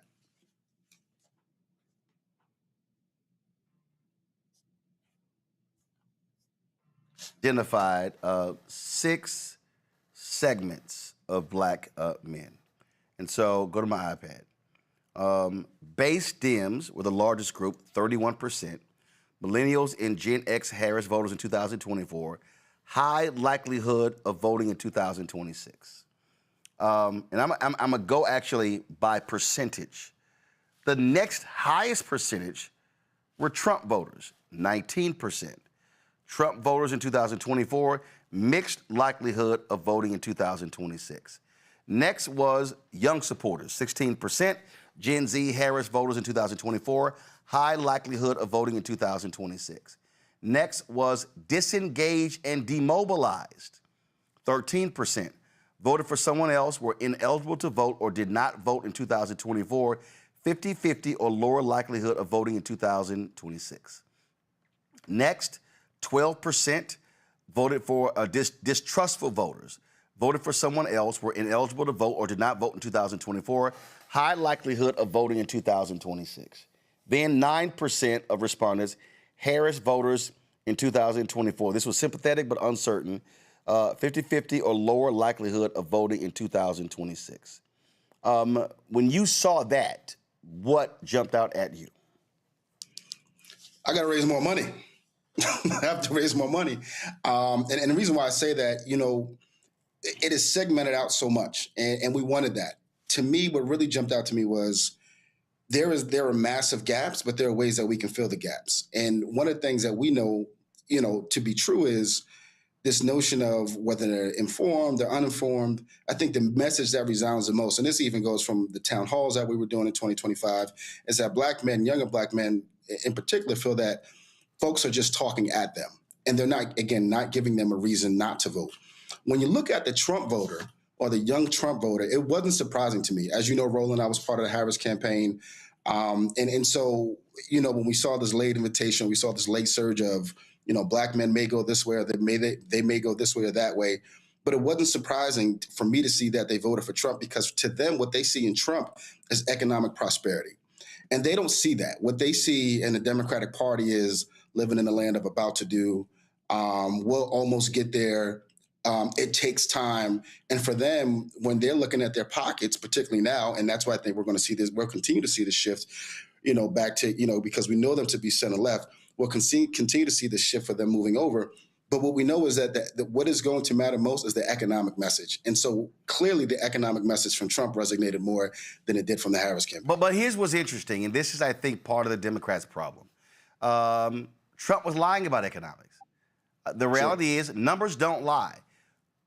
The last 5 Republican presidents put us in a recession. Absolutely right. There's been more job growth in America under Democratic presidents, Carter, Clinton, Obama, Biden, than Republican presidents. I mean, the numbers are stark. But Republicans have successfully created the illusion that they are fantastic for the economy. And I think that's because what Republicans do, they tout tax cuts for corporations and businesses as economic progress when we know that only impacts the top 1%. And so what I've always said, what Democrats got to figure out is, how in the hell do you lose an economic argument when the data is actually with you? And so also I believe, and I've been saying this for the longest, and we discussed it earlier with this autopsy report with Ashley, and that is this here. You cannot talk to black people in the final 2 months. That's right. And I got no problem saying this. In November 2023, when Vice President Kamala Harris hosted a dinner with black men, it was an off-the-record dinner. What I said, and I've said this publicly, so it's not like this is the first time I'm saying this. I said then, y'all must start in January. And how I broke up the year, I said January to July must be engage, enlighten, educate, and informed. I said in every one of these battleground states, in every single city, every single week, there has to be civic education discussions, teachings, whatever, walking people through what you did, what you accomplished, and then what you want to do. I said, and you got to be making that investment. I said January to July. Your convention is in August. And then you shift to a different strategy. I've said that to her. I've said it to people running for Senate, people running for Congress, people running for local. I said, because we're no longer, and then the autopsy today confirms that you have to be, what Republicans are doing, they are engaging their people year-round, constantly driving information, where Democrats, election's over, I'll see you in a year and a half, that ain't gonna cut it. Well, I couldn't agree with you more. And I think that is, I've been doing this don't let the curly hair fool you, and let's pay attention to the grays. I've been doing this for almost 20 years. And I've said this repeatedly ad nauseum, going all the way back since 2009 when I was on when I was an organizer with the Corzine Weinberg campaign. Late invitations are for fools. And that's a word that Johanna Hayes has said all the time, late invitations are for fools. And we only entertain from September to November. And whether it's a national campaign or the statewide, and then they go back out, do whatever, raise a bunch of money, do a lot of events for politicians, and they forget actually the people who got them elected. That's the problem. And you look at organizations like ourselves, and there's so many others that are doing great work. And what we hear from a lot of time from donors is there'll be late money and money is coming. Now, that's the problem. So how are we supposed to engage? You look at this report and you say, well, Mike, tactically, how are you going to engage them? Well, part of the reason why we did this report was to prove that all your substance, all your engagement is what is going to win elections. If I only entertained my wife or my partner only 3 months out of the year, is she going to talk to me? Is she going to be engaged with me? No, absolutely not. It's the same thing about courting voters. And I don't know why we think this is just a quick fix, or just, as some folks would just call it, a quick marriage or a kiss in the middle of the night. This is dating. This is long-term engagement. And it's something that we refuse to do as a party. And I don't get it. It's very disturbing. And then we sit and live in the land of... It's not hard to understand, Mike. It's not hard to understand. I'm telling you. See, we got to be honest, and there's some black people watching, and y'all need to go ahead and get out of y'all feelings what I'm about to say. And this is what people have to understand, okay? the strategy since 1965. The strategy from 65 to 2008 was the same, pretty much the same. No, I'll say 65 to 1988, the strategy was the same. And that strategy was black churches talk to black groups like NAACP. We're going to speak to social programs. We're going to speak to the needs in black community. We're going to speak to housing. We're going to speak to food. We're going to speak to healthcare, those things like that. And then what happens? Reverend Jackson wins in 1988. He then says, no, you have to actually campaign a different way. So from 88, 2008, that was a strategy. Then Obama comes along, and this is where things change. Obama says, I don't need that black ecosystem. He literally said it. His campaign literally said it. Now, he was correct. He was correct. Because the fervor of black people to vote for the first black president was on a different scale. We showed the data in terms of the turnout data, and it's right here. It's right there. You see it right there where it peaked. The blue line is black people. You see right there where it peaked. That's 08, 2012. It's never been higher. Since 1980, it peaked right there. It got close in 2020, but it peaked in those years. So what then happened? Obama runs for 2012. He didn't need the ecosystem.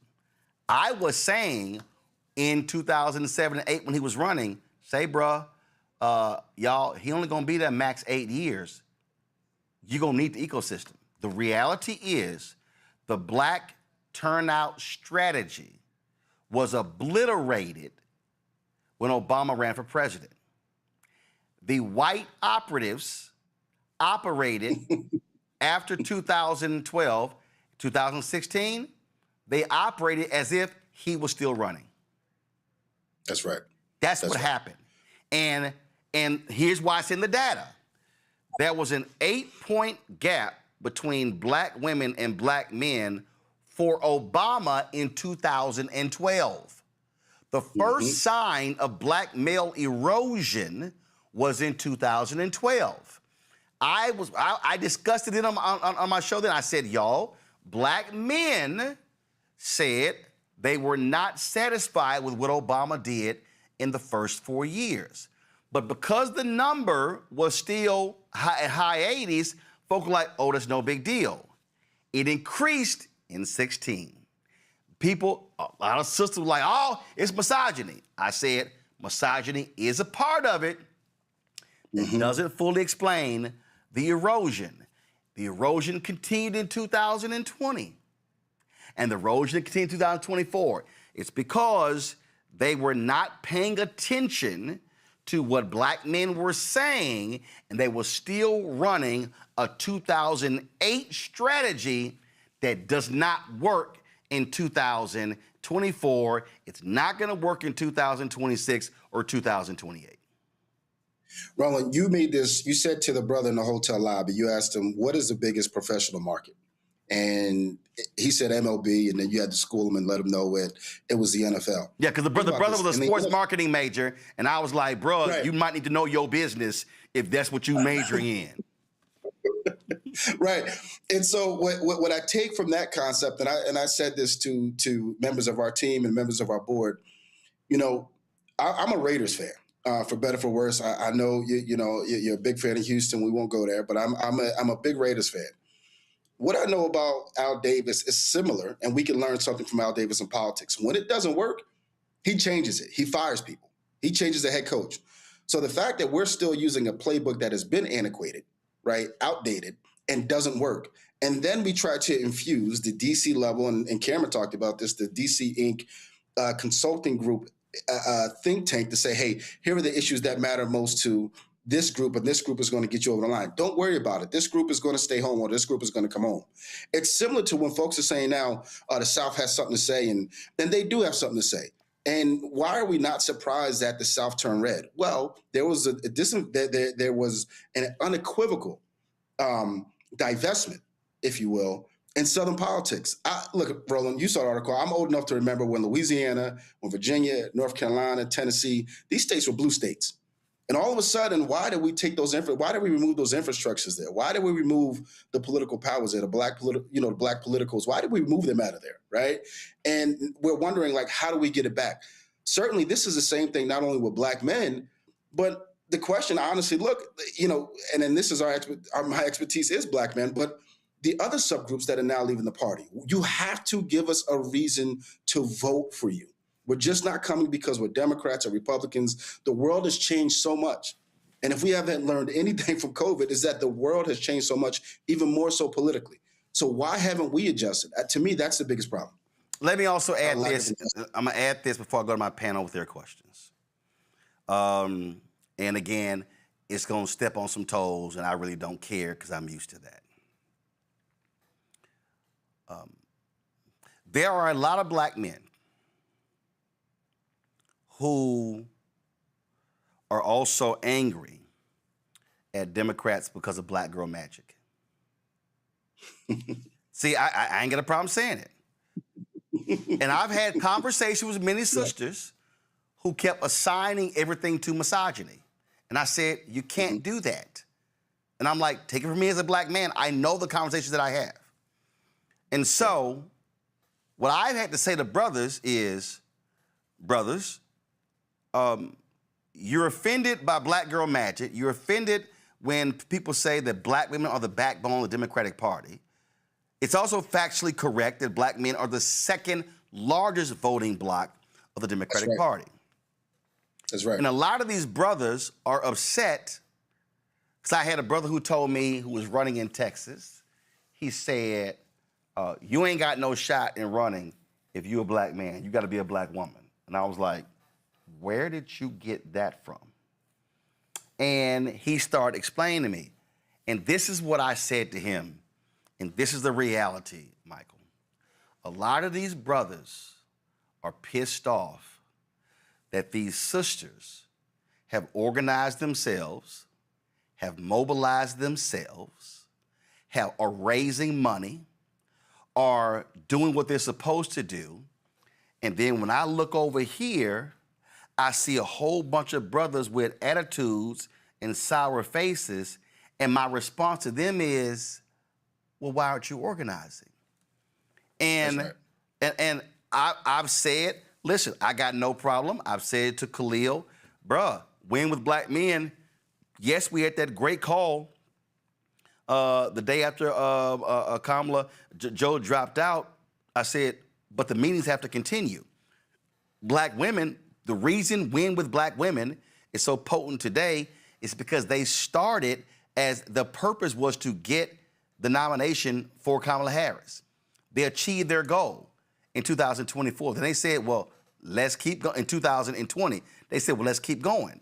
And the problem that I see with black men, and Michael, I've told this to many black men, stop bitching that sisters have organized and mobilized, and you got to do it yourself. And if we really want to be honest, Michael, and I'm about to step on some serious toes, the reason many of these brothers don't want to organize and mobilize, because historically, when it came to organizing and mobilizing, it was the sisters who were doing the planning. I'm just going to call it what it is. Roland, I can't, listen, I won't disagree with you. I would tell you this, some of my biggest mentors and some of my folks that I revere in this game are black women. I can go from Shavonna Sumter, I can go to Judith Finellis, I can go on and on. I mean, the names that can speak ad nauseum. Regina Thomas, my mother, Kelly Ledette.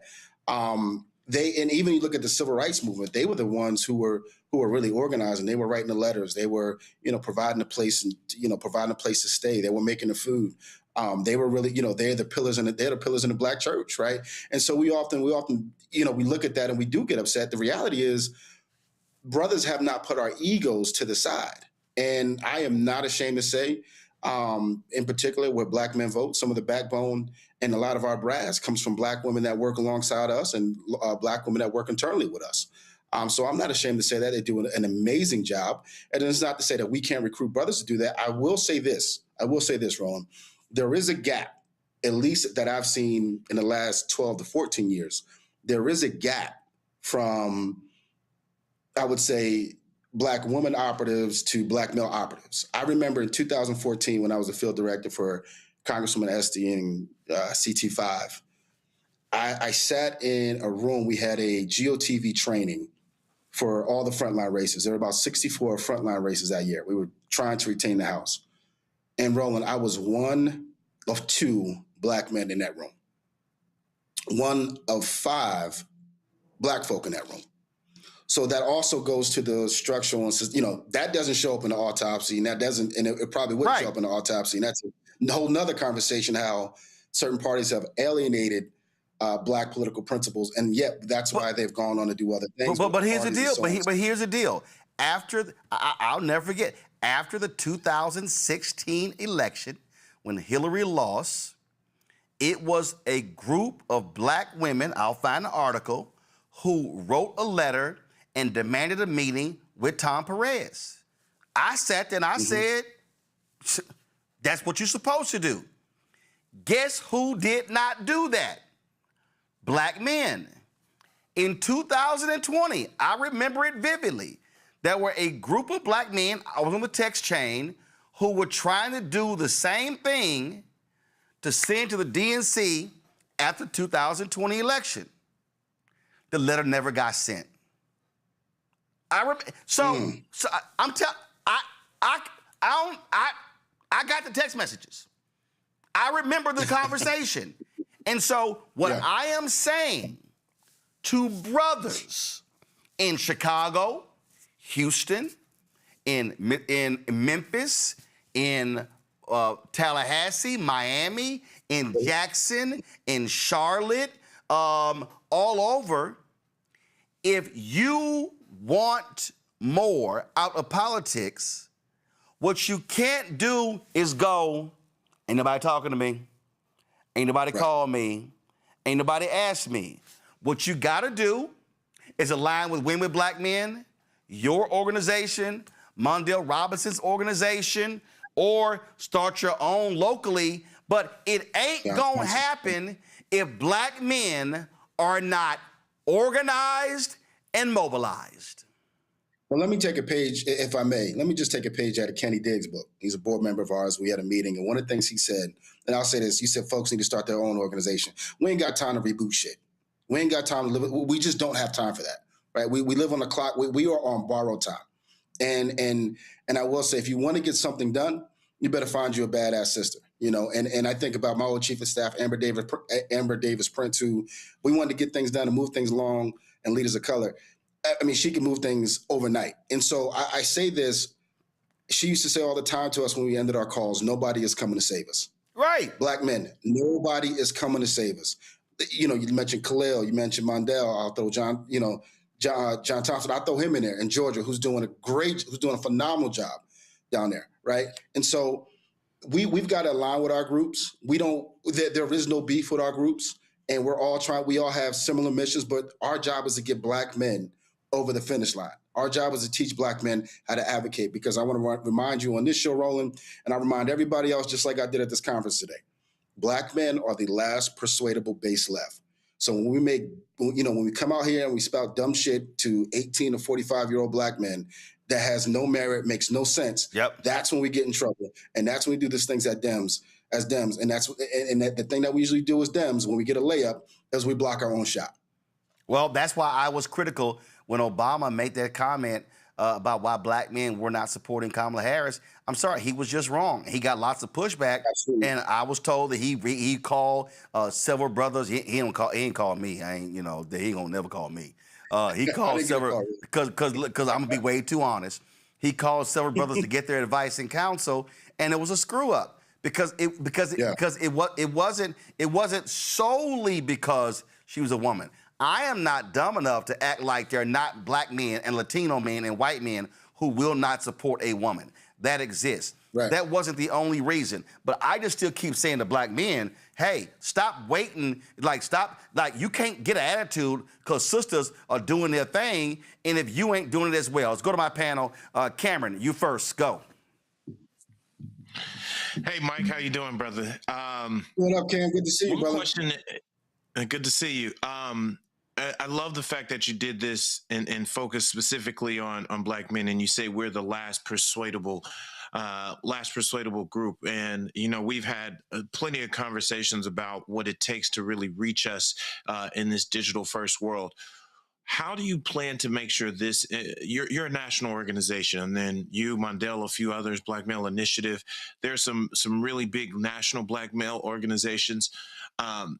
But we need to make sure at a grassroots level that a lot of this information really gets to these local state legislature candidates. I think so much is going to be spent and sent and focused on the Senate races, the congressional races, maybe a few governor races. But we're getting decimated in these state legislatures, and they really need to be able, local Democrats and local parties, whether they're black, white, or whatever, need to be able to talk to black men in their local areas. How do you plan to make sure you get this information up and down and throughout, up and down the ballot? Man, Cam, thank you for that question. I don't sleep. I just take long blinks. That's part of it. That's the first one. The second part is working with great people. I know Roland talked about black women, working with great people like Crystal Spann, the South Carolina Democratic Party executive director. And, leaning on her help, leaning on her institutional knowledge on how to connect me to other folks. And we have other coalition partners around the country that we're working with to ensure that not only do we put this in the hands of just to win legislatures, this is the first piece of a roadmap for us to really win and do what we need to do in community and connectivity. So, and look, this is also to the folks, who donate to what we do. This is the first phase to show, listen, we've taken the time to do the science. We spent an inordinate amount of money on this because it is that important to me. We can live and we can guess and we can assume, but just like we also say, black men aren't monoliths. I would never assume Mike Bland is the black man that can make all decisions for black men. I need to hear all different kind of stakeholders from all over the country and ensure whether, young, old, middle-aged, educated, uneducated, rural, suburban, urban voters, I need to hear from them, right? The disfranchised, I need to hear from them. And so it's my job to, no matter who can connect us, not just on the state level, because I think we always think, hey, let me talk to a, state party chair. I'm looking for young, young mentor group, young groups that do mentoring, young groups that are really, really in the community and really, really rooted in supporting young black men. And I'm talking about AYF, AAU coaches, travel baseball teams. These are the folks that we're trying to communicate with to get this message to and express not only the importance of voting, but what's at stake in this election. And working with you, Cam. So I got to raise more money so you can help us. Nicole. Yeah, I thought this study was incredibly insightful. And I want the viewers to remember that this is not about black men versus black women. This is not a competition. This is about black people versus the white power structure. And so for the Black women campaign managers, leaders, organizers that are watching this tonight, what are some key things that they should take away from this study so that they can support black men getting involved and getting to the polls? Don't let the DC consultant class tell you that your only key groups is this XED group. Really push them on finding the statistical data that makes a difference. I think about Virginia 4. Virginia 4 is a district where, if you all remember, the congressional representative said, in reference to Hakeem Jeffries, and she laughed, yeah, I agree about his cotton picking hands. That's a district that we can flip. That's not on a lot of folks' radar. I will also tell them, don't be ashamed to push your consultants to really micro-target on the research that matters to your constituency the most. Because oftentimes we just think, oh, I got to talk to the suburban white voter or the 1 out of 3 voter. How about the voter that, hasn't voted, the Bernie voter who hasn't come home? And it is okay to give forgiveness to some of our brothers that voted for Donald Trump. I'll be the first one to say that because they are coming back. And what I will say is look at this is not only look at this research, but look at the brothers that Roland and Cam mentioned. Look at us as partners across the country because we have committed to say there is no beef with us. There is no gripe or there's none of that. Our job is to make sure not only our priorities are heard, but that the candidates across the country that are running, that they are running on the right platform that's going to get, as I like to say, Tyrone off the couch. And that should be the motivation for all, a lot of campaign managers across the country. Put that on a post-it on your wall, on your whiteboard, whatever you talk to your staff with. What are we doing to get Tyrone off the couch? Because the margins are going to be simply that close. Absolutely. Greg. Thank you, Roland, and thank you, Brother Bland. Just 5 seconds. I'm a teacher. I started teaching in 1987 in one form or another, between K-12, undergraduate students, graduate students, law students, and then most people with not even going to school. And looking at your report, my question to you has to do with the form of messaging. I think that the messages are there. Anybody who spends 10 minutes looking at the issues should be very easily persuaded of what's in their best interest. But when the report says that music, memes, and news are the most popular topics, but when I look at the delivery systems, it's Twitter, it's Instagram, and it's YouTube. And I think, how do we approach this question of, I used to call it illiteracy.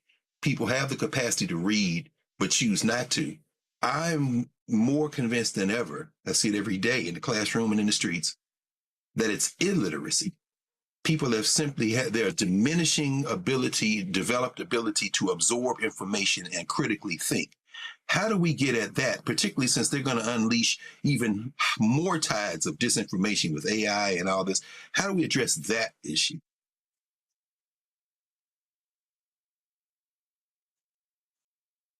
Okay, all right, so we lost him. We're going to get him right back. Something happened with our link there, so we're gonna reset that question. For folks listening, this is what I just really believe. So I need y'all to listen to where you are. There is no greater group or no greater person to reach when it comes to your black male group than your concentric circle. If you are a black man watching this show right now, and this applies to black women, this applies to white men, applies to any group, but I'm specifically saying you're a black man. Let me know when y'all got Michael Bland back. If you're a black man, you're watching the show right now, what you should say is, who are the black men in my group? The 4, the 6, 8, 10, 15, 20. So now let me then say, all right, I need to ask each one of these brothers in my group, did you vote in the last election? If the answer is yes, great. If the answer is no, are you registered? If the answer is no to voting and no to registering, now you got to say why. Now you have to actually drive a conversation. This is akin to somebody saying, Pastor, if you could just talk to this brother at my job, and the pastor say, I don't work there. You work there. You should be talking to that brother at your job and say, come to church with me. That means that you have to be a witness. See, part of this is waiting on an external force from on high to essentially walk into my city, walk into my neighborhood, come down my block, walk down my street, knock on my door, walk in my house, sit in the living room, hold my hand, and walk me through it. No, you, to that brother watching, you can actually create your own little cell of 4, 5, 8, 10, 15, 20, 30, 50, whatever the number is, and say, I'm doing my part. We got Michael Bland back. So this is how we have to be thinking. Michael, did you hear all of Greg's questions? If not, I can have him restated. I did not. Greg, restate, please. Thank you, Roland. And thank you again, Brother Bland. Just very quickly, as I said, I'm a teacher. I'm a teacher for now close to 40 years, one way or the other. And from K-12, high school, graduate student, oh, no, man, thank you. I mean, we're all we're all educators in one way or another, and I see y'all do political education as well. My question is about literacy. My question is about messaging. I think that the messages are there. I think that, 5 or 10 minutes and just sitting and thinking about things after having consumed some information should clarify a lot of things for folk.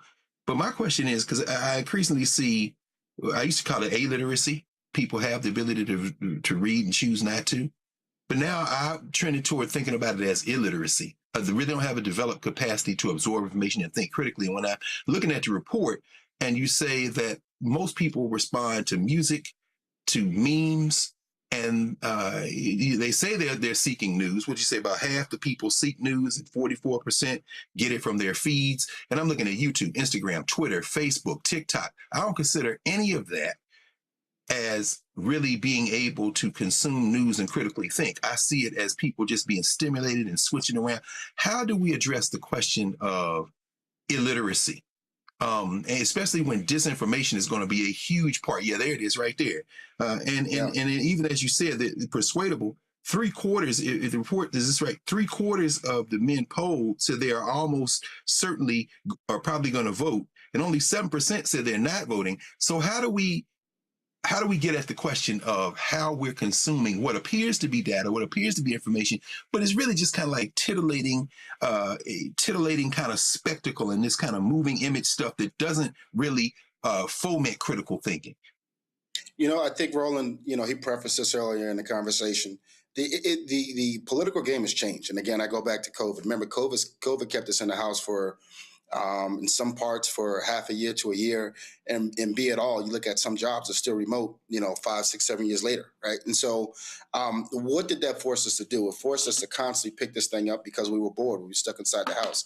And that became a conditioning. That became a modern age, this is what I'm going to do out of boredom, or this is just now what I do. I sit by my phone and I get my information from my phone, right? It's part of what has killed your traditional newspapers. It's part of what has killed your traditional periodicals and your journals, because now the quick consumption, the 30-second media hit is now what's more relevant than sitting down, reading a newspaper. I was on a flight with a gentleman on the way here, older black gentleman. He was reading the newspaper. I said, "Wow, man, that's a lost talent." He said, "What's that?" I said, "Reading the newspaper." I remember Uncle David used to drive and read the newspaper at the same time. And I think that's one of the things, as we talked about the evolution politically, but just as our attention spans, not just as Americans, but as humans, is now predicated on is predicated on technology. Technology has made fools of us all. And, we rely on this thing that lives in our hand, the size of our hand. And so that's part of the problem. But in that problem, it is created, or in that crisis, it has created opportunity. And so that's why the research is based like this, because understanding that's where 18 to 45-year-olds, that's where they're mostly focused on. That's what's usually in their hand is their cell phone. So why have you in your hand? I need to learn how to communicate with you and figure out where you get your information from, be it all what information, because I can tell you who has done this research, maybe at the very least, not just with black men, but with Democratic voters, it's the other side. And so we wanted to have the opportunity to take the chance, because our job is to move black men and black families across the finish line as a whole. But we wanted to take our time to say, how do we communicate with black men 18 to 45 years old? And we learned that it is in technology, and it is in now, like you see, YouTube, Instagram, some even Facebook. And I didn't even think Facebook would pop up as the top medium. Oh, yeah. Well, everybody forgets Facebook is a dominant force. Everybody, the shiny object, people think TikTok is all that. No, it's a ton of people who are on Facebook, and there's a ton of folk who communicate. And so what I tell people all the time, you got to be everywhere. When I meet people and they say, "Hey, how can we follow you on social?" And I go, let's see, we on YouTube, Instagram, Twitter, Facebook, TikTok, Snapchat, LinkedIn, Spill, Spoutable, Fanbase, Tumblr. We on all those. And so my deal is, I don't care where you at, I want to reach you. That's right. That's right. And look, and you have to know and think about it. You have to know and understand who lives on those platforms. We talked about TikTok. People say, "Oh, all young people on TikTok." No, it's not all young people. It's actually women, younger ladies. Those are the ones that are on TikTok. Black men are not on TikTok, right? And so you've got to understand those mediums, and social mediums. Absolutely. Michael, where can people go to read the full report? You can go to blackmenvote.org. It is on our website. Again, blackmenvote.org. It's front and center on our website. And you could also, thank you. Pull it right there. So please dive in. And we're actually getting ready to go into our second phase of this research, which is so important, which will be focus group based. So again, Roland, I'm coming in this place with precision, with a scalpel, and there will not be, nobody can say to us that we don't know how to talk to black men or to find black men or to communicate with black men. Absolutely, and as I keep saying, there needs to be black male-led, black male-only discussions taking place all across the country. Absolutely. Teaching people, educating people, enlightening people, informing people. Listen, when all these crazy right wings with these brothers pop up on Instagram, some people say, "Oh man, you should ignore those people." No. I'ma hop on their timeline and go, "You lying? This is the fact. That's a lie. That's a lie." People need to understand this is warfare. And we have to understand, if one brother is on those social media pages and being force-fed lies, we have to be countering with the truth. Well, we got to stop showing up with a musket, right? This is 2026, and we're armed with all the data. We're armed with the right pieces. And I will not fight this warfare with old, traditional, antiquated, and outdated tools or references or even tactics. That's something we won't do. And I'll say this, Roland, I know we didn't touch on this in this part of the data, but what is important from that I do want to say about black men that's not talked about the most. We have the lowest test scores. We have the highest, we have the lowest recidivism rates in terms of going to college. We're no longer going to college. We have the highest truancy rates. These are the things that are plaguing our younger black boys that are now coming up, right? And so our groups, you mentioned Mondale, you mentioned John, you talked about Khalil, and I'll even challenge others to the sister who talked about what can we say to those campaign managers. Be grassroots led. Yep. Those are the problems. Those are mothers and fathers who are struggling with those issues with their young black boys, right? And be it all, every issue that you think is an issue in America that they'll get you to believe is usually the number one person that it affects in this country is a black man or a young black boy. So let me lend that piece of advice as well. And what I said, the last point I'll make is this here. I've said this directly to black fraternities. I've said it to black male organizations. I have said it to Alpha. I've said it to Sigma Pi Phi fraternity, the Boule. I've said it to Omegas, Kappas, Sigmas, Iotas. I said to Prince Hall Mason, I don't care. It does not make sense having all of this infrastructure in potential capacity if it's not being used. And so I had a brother who hit me. He said, "Hey man, I want you to get to." He said, "I want you to get with our leader and come to the lodge, and we want to partner with D9." I said, "No." I said, "I'm not gonna have a conversation with Prince Hall Mason about partnering with D9 until I see an active engagement plan from Prince Hall Mason." See, that's what I'm real simple. You can't talk about partnering if you don't have your own plan within your group. And so what I am saying is we have these organizations, and when I'm saying Prince Hall Mason, Alphas, Kappas, Omegas, Sigmas, Iotas, Sigma Pi Phi fraternity, the Boule, they've got to go outside of their internal group and connect and be able to invite brothers in. It can't just be an alpha conversation. It must be alphas are organizing this meeting and all are welcome to attend. That's what has to happen. Otherwise, we're just talking to the same people. And so I challenge everybody on this whole deal, and I ain't backing down from none of them. And again, if folk uncomfortable, well, tough. Take some Advil, you'll be all right.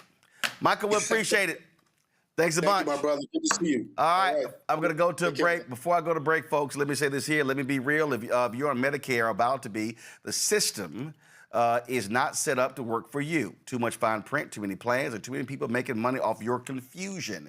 A lot of black folks are confused when it comes to these plans out here. And look, we're used to it. We're no stranger to systems that don't have our best interests at heart, but we don't have to accept it when it comes to Medicare. Folks, I want you to look in the chapter. Their advisors are independent and honest. In fact, they're the only Medicare advisors that compare every plan nationwide. They're focused on one thing, what actually works for you. If there's a better plan out there, they'll find it. If you're already in one, The right one, they'll tell you, good, keep going. No games.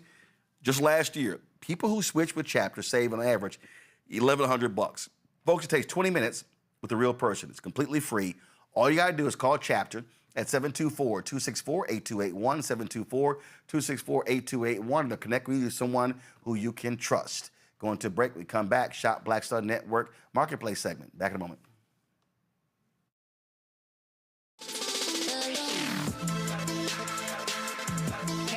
Welcome to The Other Side of Change, only on the Black Star Network and hosted by myself, Bria Baker, and my good sis, Jamira Burley. We are just two millennial women tackling everything at the intersection of politics, gender, and pop culture. And we don't just settle for commentary. This is about solution-driven dialogue to get us to the world as it could be and not just as it is. Watch us on the Black Star Network, so tune in to The Other Side of Change.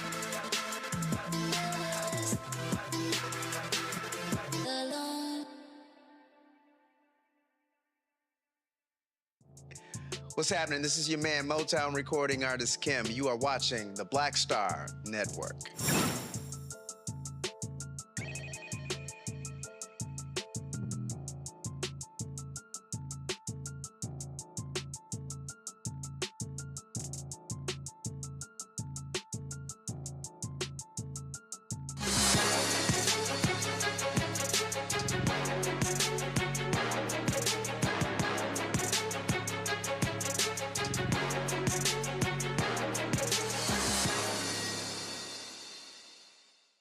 All right, folks, I was baking before I learned how to cook. My mom had a cake business, and so I learned that thing first.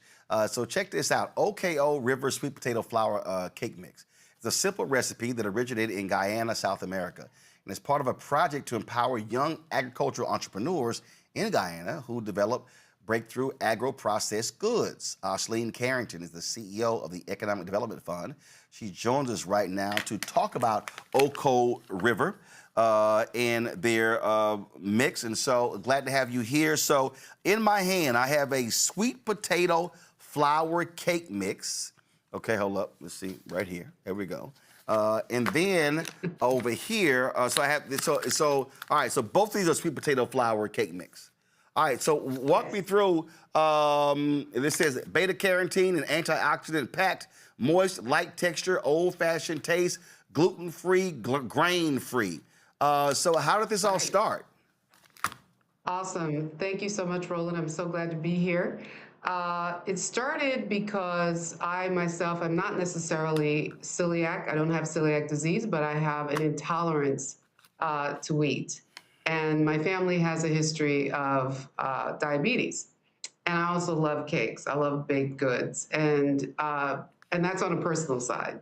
On the business side, I run an incubator and accelerator that, as you said, helps agro-processors and other businesses in Guyana to succeed. And so we came across this particular product. It sort of wowed me. We brought the recipe here, tweaked it a little bit, brought it to the States. It's manufactured in New York and shipped all over the United States. And as far as the product itself, it's a riff a little bit on what you could do with sweet potato. So rather than the traditional sweet potato pie that we all love around the holidays, what we can do is have effectively pound cake texture, pound cake flavor, pound cake goodness, but with literally sweet potato as the flour. So for those of us who have any connection to agriculture, we know that potatoes have a tremendous amount of starch. You add a few other ingredients there, and it performs like flour. It is ground to a fine level like flour, and it's baked, and it is absolutely delicious. This product can make cakes, it can make cookies, it can make waffles, as well as cupcakes. And so we really are inviting those of us who love Southern food, who love Caribbean food, who love sweets, who love baking, to try it. So in terms of how the product's made, so you talk about this development fund. So who makes the product? Right. So we are essentially an intermediary for the agro-processors. So when we talk about agro-processors, we're talking about people who are baking in their homes, who come up with products in their homes. And that's great. And you can sell to friends and family, you can sell at your church in that way. But what you don't have is probably the capacity, manufacturing-wise, also from a branding perspective, from a marketing perspective, to be able to get your product out widely. And so we work with the owner of the intellectual property to identify a manufacturer who can produce the product at scale. And so using the recipe from the young woman in Guyana, who is the owner of this recipe, of the idea of sweet potato flour cake mix, we identified a wonderful manufacturer in upstate New York that does small batches, and they make the product on our collective behalf. And we've got a website up, and we also partner with some other folks, and we invite people to place their orders for the product. But we manufacture it through a third party here in upstate New York. Is this the only cake mix? It is the only cake mix presently, yes. And quite frankly, it's the best cake mix. So we are able to use other types of flours that come out of we call them root vegetables. So there's and other types of sort of starch-heavy things like cassava and so forth. But as far as the products out of Oko River, it's the sweet potato flour cake mix for us for now. Well, I love me some chocolate, so let me know when y'all get some chocolate. All right, questions from the panel. Nicole, you go first. Listen, I'm supposed to be on a diet. Now you got me sitting here thinking about cake. Ooh, goodness.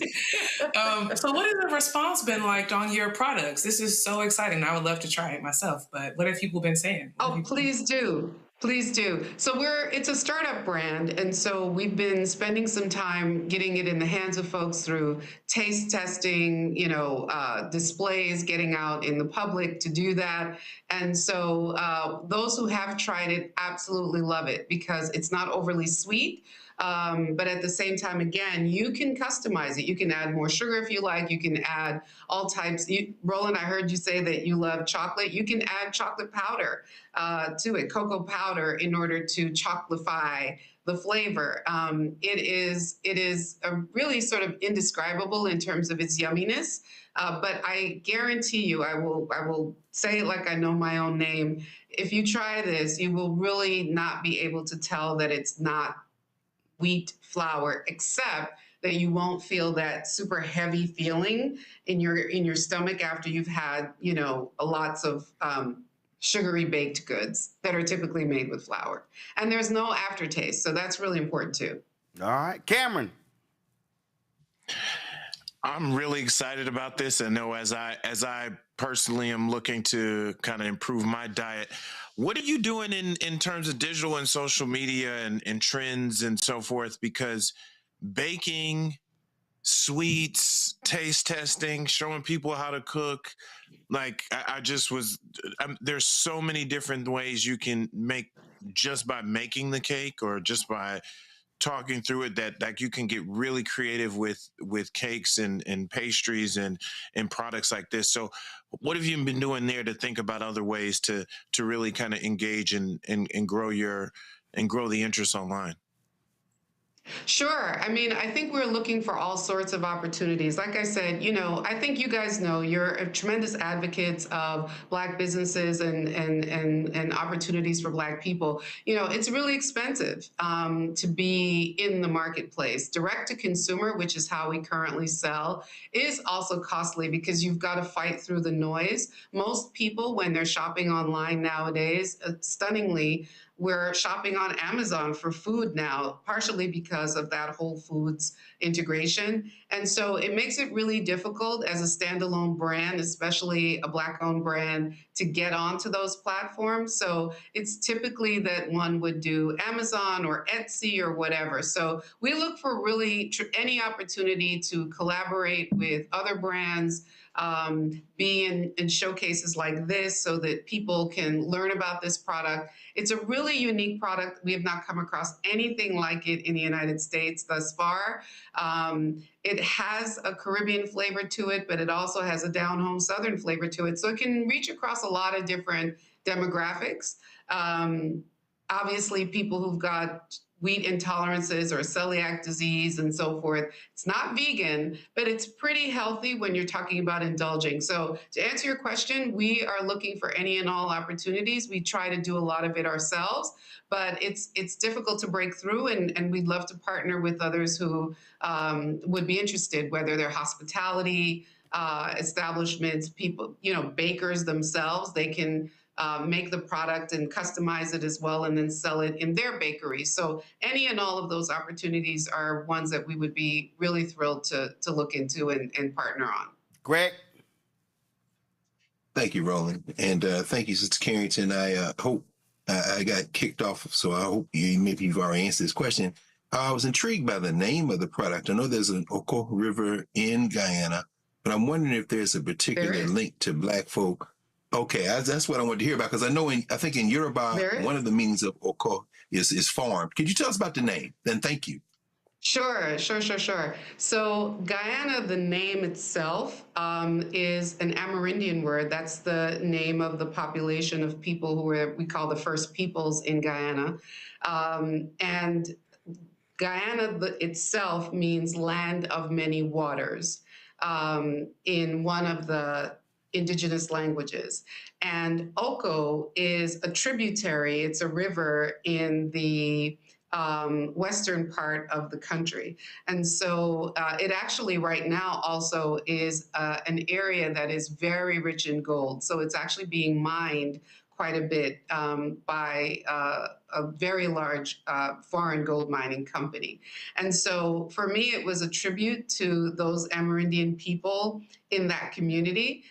You may know, if you know anything about Guyana and the uprisings that took place in the 1800s, in some cases, very much like here in the States, the African people at the time collaborated with, hid with, and worked with the Amerindian population to escape the difficulties at the time, if I might say it that way. And so this product is intended to be a tribute to all of us who had to do our best under the circumstances at the time. But it's absolutely from Guyana, about Guyana, and about the people of Guyana, the indigenous and Afro and all others in the country. All right, then. So, folks, again, Oko River sweet potato flour cake mix. You see it right here. Go to our marketplace at shopblackstarnetwork.com to check it out. Would love to hear what y'all have to say about this here. Again, my mom is a big-time baker, so I'm sure she will be very interested in this. And so we go right there. You can get the mix right there on shopblackstarnetwork.com. Ashley Etienne, we surely appreciate it. Thanks a lot. Thank you so much for having me. We appreciate it. All right, then. Thank you so very much. Again, y'all go to shopblackstarnetwork.com. Folks, let me thank Cameron, Nicole, and Greg for being on today's show. I certainly appreciate it. Y'all have an absolute blast. Thank you so very much. Just a couple of more stories here, folks. Problems with establishing intravenous access for the lethal injection led to the postponement of the execution of a black man in Tennessee who may be innocent. Governor Bill Lee granted a one-year reprieve on Thursday after Tennessee officials halted the planned execution of death row inmate Tony Carruthers. The Tennessee Department of Corrections reported that execution staff was unable to establish the backup IV line required by the state's lethal injection protocol. Carruthers' attorneys indicated that officials struggled for about an hour to find a suitable vein before the execution was stopped. The current execution procedures, adopted in 2025, mandate that execution staff insert both a primary IV catheter and a backup IV catheter.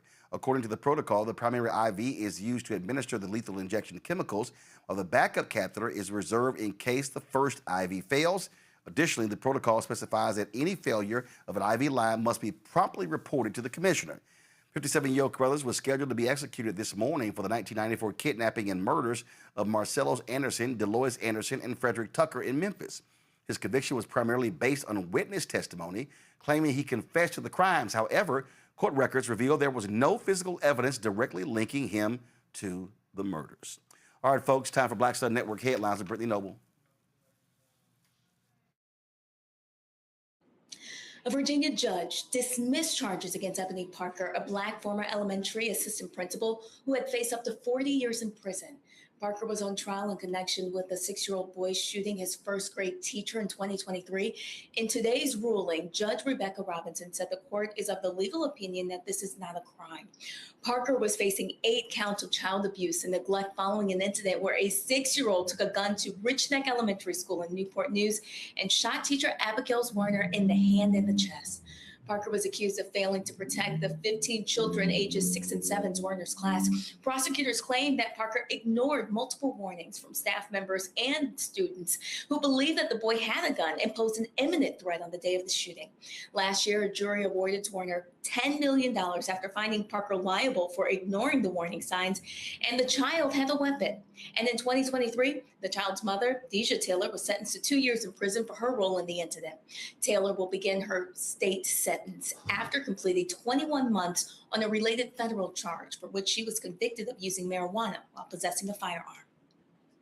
And in Georgia, Snellville police have issued arrest warrants for 2 former employees at Cool Kids Academy. This comes after police reviewed surveillance video that allegedly shows a child under 2 years old being struck and bitten by workers inside the facility. 54-year-old Teresa Blackwood faces child cruelty and simple battery charges for allegedly biting baby Mason. 22-year-old Trasia Cross is charged with simple battery for being seen on camera hitting the child in the head while he was crying. Mason's mother, Tykara Whitehead, was unaware of the incident while state caseworkers from the Department of Family and Children's Services visited her home May 14th to inform her about the allegations. She noted that her child's behavior had been changing for about a week before the troubling discovery. The 2 workers are no longer employed at the daycare. Students in Massachusetts are suing the state, claiming it has intensely segregated school districts. The lawsuit against the state alleges that Massachusetts is violating its own constitution by denying Black and Latino students equal educational opportunities. The lawsuit filed Wednesday in Suffolk County Superior Court says that the state policies have led to tens of thousands of students concentrated in racially segregated school districts. The suit claims that the state operates a 2-tiered school system in which a number of the highest performing schools in the country stand in contrast to school districts defined by concentrated poverty. The lawsuit asked the court to declare that Massachusetts is violating the students' constitutional right to equal education. And Chicago Public Schools plans to cut teacher positions and increase class sizes to address a $732 million deficit. While the exact number of teaching positions that may be eliminated is still uncertain, the Chicago Sun-Times estimates it could exceed 700. CPS also plans to reduce some assistant principal positions, but will allocate more funding for special education teachers. As a result of these changes, class sizes may increase next year. CPS is adjusting the student-to-teacher ratio to fund the schools, raising it by 1 student per grade. For instance, high-poverty elementary schools will now receive 1 teacher for every 23 students, up from 22 for 1 teacher this year. This is the first time in 3 years that CPS has proposed cuts that will directly impact classrooms. A conservative legal group sued the physician directory earlier this week. The group accuses the website Find a Black Doctor of illegally discriminating against physicians by limiting listings to Black medical professionals. The lawsuit filed on Tuesday in Manhattan federal court by Do No Harm and Colorado dermatologist Dr. Travis Morrill targets the site and its founder, New York dermatologist Dr. Nina Strand. The complaint alleges that the directory openly excludes non-Black doctors by restricting eligibility to Black physicians and dentists in active clinical practice. The group says the site promotes racial concordance, the idea that patients receive better care from doctors of the same race. According to the lawsuit, doctors seeking listings must submit personal and professional information, agree to terms of use, and allow the directory to retain and publish their data. All right, Brittany, I appreciate it, folks. Don't forget, check out the Breakdown with Brittany Noble every day, noon Eastern, right here on the Black Star Network. The Breakdown with Brittany Noble every day, noon Eastern on the Black Star Network. Folks, that is it for us. Do me a favor. If you want to support our show, please do so by joining our Bring the Funk fan club. You want to contribute via Cash App, use the Stripe QR code. You see it right here. It's also for credit cards. If you're listening, go to blackstarnetwork.com for details. Checks and money order. Make it payable to Roland Martin Unfiltered, P.O. Box 57196, Washington, D.C. 2003 7-0196. Of course, PayPal's R Martin Unfiltered, Venmo's RM Unfiltered, Zelle, Roland at RolandSMartin.com, RolandMartinUnfiltered.com. We got about 47,000 folks. A lot of y'all have sent checks. I'm still depositing these, and so this is the batch right here. So yes, I am going at it, but remember, y'all, it takes time to open up every envelope and then go through, sort, and then take a picture, deposit it. It's a whole process. So please be patient if you send checks and money order.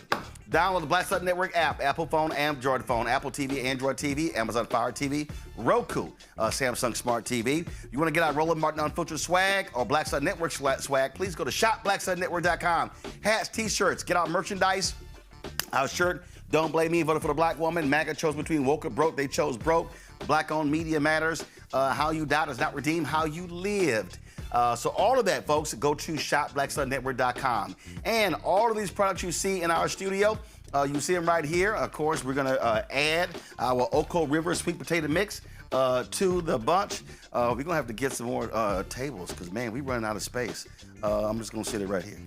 Okay, sit on top of our books, the anime books. And so if y'all want to support these black-owned companies, all of these products here are black-owned companies that you can see on shopblackstarnetwork.com in our marketplace. And so again, this is us supporting black-owned companies. When you buy products from them from shopblackstarnetwork.com, you're also supporting this black-owned show as well. Don't forget, of course, download the app Fan Base. Follow me at Roland S. Martin. You can catch me there and support all the shows that we have. As I said, the Breakdown of Brittany Noble, every day, noon Eastern, right here on the Black Star Network. You can catch A Balanced Living, Reverend Dr. Jackie Hood Martin. You can catch that show every Tuesday. Of course, Other Side of Change with Bria Baker and Jamila Burley. You can catch that show as well. That's right, every Monday. We got that show. Then, of course, we've got... of course, Dr. Ebony Jade Hilton. Second Opinion with Dr. Ebony Jade Hilton. That's every Thursday. We've got the Black Table with Dr. Greg Carr every Friday. And also Roland's Book Club every Friday as well. And so be sure to check all of that out. And, folks, tomorrow, great show lined up. We got conversations with Congressman Jim Clyburn, Congressman Emmanuel Cleaver, and also Texas State Representative James Tallarico, who is running for the United States Senate in Texas. And so you're going to check all of that out on tomorrow's show. Folks, that's it. And don't forget, if you want to check out the folks at Chapter, do me a favor. If you want to look at the Medicare what plans that work best for you, give them a call. Give them a call. The number's on the screen, folks. 724-264-8281. 724-264-8281. 724-264-8281 for you to compare prices to get the best Medicare plan for you. That's it. I'll see you tomorrow right here, Roland Martin Unfiltered on the Black Star Network. Yes, representing my alma mater, Jack Yates High School in Houston. This year's our 100th anniversary. And of course, it's chilly here too, so y'all know. First of all, y'all know I had the shirts made, and so got 87 on here, the year I graduated, and then of course I got Mr. TV on the back, because that's what they called me when I was there, so I had to get that on here, and of course that matches up with what they called the brother when I was at JY. Y'all know how we represent.